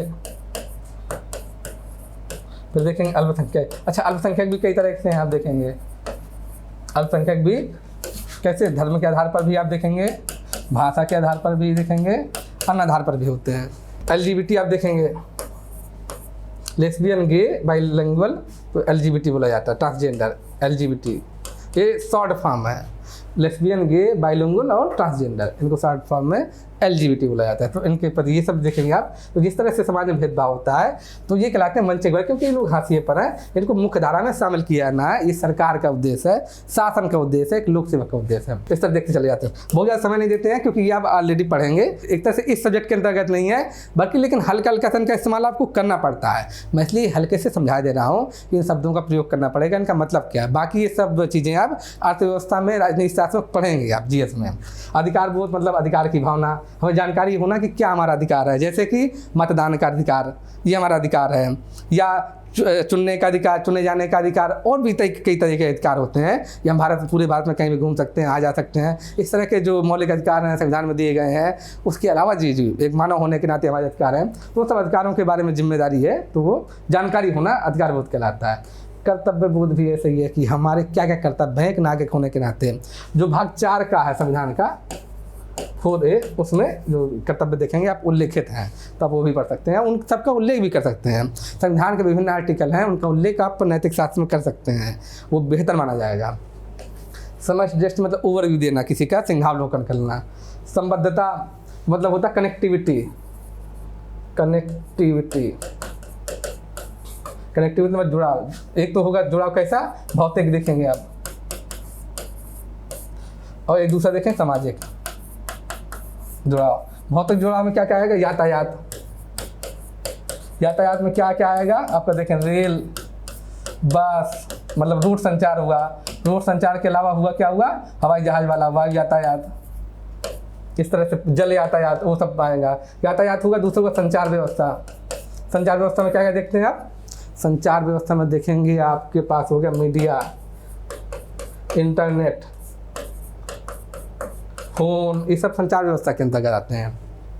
तो ये सब जो जोड़ने के साधन है कि यातायात, संचार और भी चीज़ें तरीके हैं। सामाजिक में क्या आएगा कि शिक्षा, स्वास्थ्य, रोजगार, ये सारी सुविधाएं, ये सारी चीज़ें जुड़े हैं लोगों के पास। भाई शिक्षा ऐसा नहीं कि सिर्फ शहरों में उपलब्ध हो, गांव में अच्छी शिक्षा उपलब्ध ना हो, ये गलत है, दोनों में होना चाहिए। तो ये कनेक्टिविटी होनी चाहिए, स्वास्थ्य के लिए भी कनेक्टिविटी चाहिए कि गांव में भी बेहतर डॉक्टर उपलब्ध हों। तो ये सब चीज़ जरूरी है। कनेक्टिविटी यही सब आता है कि संबद्धता किस तरह से, वहनीयता, एफोर्डेबिलिटी, चीज़ें सरकार इस तरह से उपलब्ध कराए, इतनी क्षमता पे उपलब्ध कराए कि हर आदमी उसको वहन कर सके। जैसे आप सरकारी अस्पताल में जाते होंगे तो किस तरह से 5 रुपये का पर्चा बनता है, 2 रुपये का पर्चा बनता है, आपका इलाज होता है। यानी सरकार उपलब्ध करा रही है कि कम से कम खर्चे में आपका इलाज हो सके। इसी तरह आप हर चीज़ सरकार एक निश्चित दर तय करती है कि बस का ये रेट होगा, रेल में टिकट का ये रेट होगा, कि हर आदमी अफोर्ड कर सके। ऐसा नहीं होना चाहिए कि सरकार ने सुविधा तो प्रदान कर दी कि भाई हमने सुविधा प्रदान कर दी, लेकिन वो सुविधा वहनीय नहीं है, अफोर्डेबल नहीं है, कि लोग उसका उपयोग कर ही नहीं पा रहे हैं। तब वैसी सुविधाओं का क्या मतलब है? तब वो कल्याणकारी सरकार या कल्याणकारी शासन नहीं माना जाएगा। सरकार का दायित्व है कि सस्ते रेट में वहनीय लागत पर पेयजल उपलब्ध कराए, स्वास्थ्य सुविधा उपलब्ध कराए, शिक्षा की सुविधा उपलब्ध कराए। आप देखेंगे सरकार वो सरकारी स्कूलों के तहत, सरकारी अस्पतालों के तहत पेयजल देती है, बिजली देती है, ये सस्ते दाम पर देती है, किसानों को सस्ते दर पर बिजली मिलती है, देखेंगे आप। तो वो सरकार का दायित्व होता है एक लोक कल्याणकारी सरकार का, कि वहनीय लागत पर चीज़ों को उपलब्ध कराए।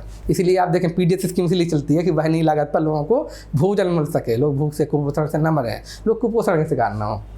समृद्धि, समृद्धि का मतलब है कि देश में पैसा बढ़ रहा है, मोटा सा मतलब यही है कि देश में संसाधन बढ़ रहे हैं, आर्थिक संसाधन बढ़ रहे हैं, देश अमीर हो रहा है, तो कहलाता है समृद्धि। लेकिन समृद्धि के साथ साथ क्या जरूरी है?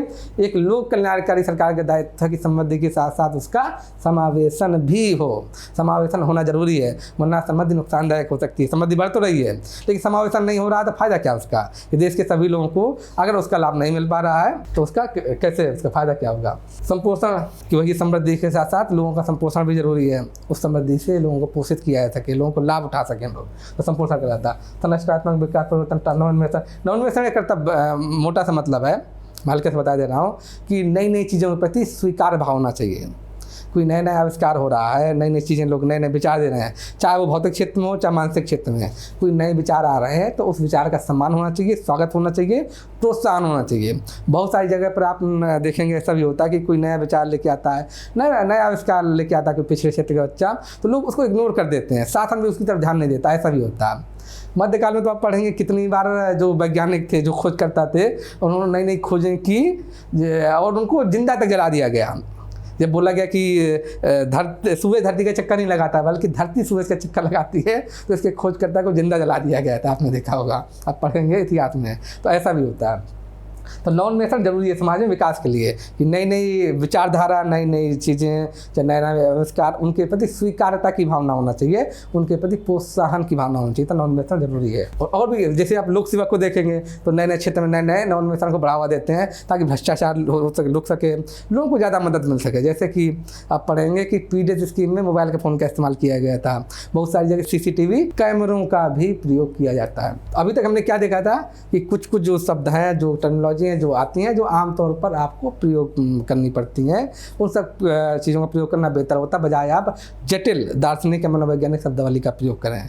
तो उन सब चीज़ों के बारे में हल्का हल्का सा आगे दे दिया गया था कि इन शब्दों का मतलब आखिर क्या है। अब हम देख लेते हैं, इस तरह से नैतिक मूल्य भी आपको पढ़ने पड़ेंगे, जो ये सब मूल्य जो नैतिक शास्त्र के विषय में हैं, उपस्थित हैं, और कुछ इसमें से 7 मूल्य तो आपके सिलेबस में दिए भी गए हैं, तो उनको तो पढ़ना ही है। उसके अलावा भी जो मूल्य एक व्यक्ति को नैतिक होने के लिए, अच्छा नागरिक होने के लिए आवश्यक है, उनके बारे में भी जानकारी रखेंगे, पढ़ेंगे। तो ये सब मूल्य है: सत्यनिष्ठा, भेदभाव रहित, गैर गिरफ्तारी, निष्पक्षता, सार्वजनिक सेवा के प्रति समर्पण भाव, कमजोर वर्ग में प्रति सहानुभूति, इस तरह के नियम है और भी हैं। ये देखेंगे, ये सारे मूल्य हैं जो, तो हम जब मूल्य वाला टॉपिक पढ़ेंगे तो उसमें विस्तृत रूप में पढ़ेंगे, अच्छे से डिटेल से पढ़ेंगे।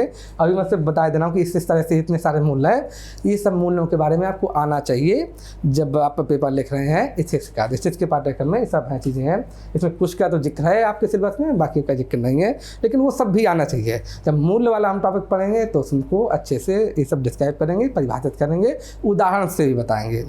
तो अभी हमने आज देख लिया है कि मुख्य रूप से क्या देखा, किस लिए हम आज चर्चा कर रहे थे कि एथिक्स के जो पाठ्यक्रम है उसका अध्ययन कैसे करें, एथिक्स कैसे पढ़ें। जो सामान्य अध्ययन का जो पेपर चौथा है नीति शास्त्र का, उसकी पढ़ाई क्या करें, कैसे करें और किस दृष्टिकोण को ध्यान में रखते हुए करें, किस दृष्टिकोण के तहत पढ़ाई करें। तो मैंने बताया कि पेपर नैतिक शास्त्र का याद रखिएगा, ये मनोविज्ञान या दर्शन शास्त्र या लोक प्रशासन का पेपर नहीं है। इसलिए नैतिक शास्त्र के दृष्टिकोण से पढ़ाई करें कि कैसे जो भी हम पढ़ रहे हैं लिख रहे हैं वो जनता के लिए कैसे लाभदायक है, कैसे वो नैतिक है और लोक कल्याण के लिए कैसे वो चीज़ें लाभदायक है। इस बात को जरूर ध्यान में रखें। इस बात को ध्यान में रख के ही आप अध्ययन करें, पढ़ें और साथ साथ उदाहरण जितना ज़्यादा हो सके उतने ज़्यादा उदाहरण दें आप, क्योंकि चीज़ें अमूर्त हैं इस विषय में और अमूर्त होने की वजह से परीक्षक को समझ में आए। इसलिए ज़रूरी है कि आप उदाहरण बेहतरीन दें, ज़्यादा से ज़्यादा उदाहरण दें और आम जनजीवन से संबंधित उदाहरण दें। तभी आज हमने ये समझा देखा। तो आज के दिन हम जो आज का वीडियो है यहीं पर समाप्त करते हैं और आप लोगों को शुभकामनाएं कि इस पेपर की आप बेहतरीन ढंग से पढ़ाई करें और ज़्यादा से ज़्यादा अंक लाएँ। नमस्कार।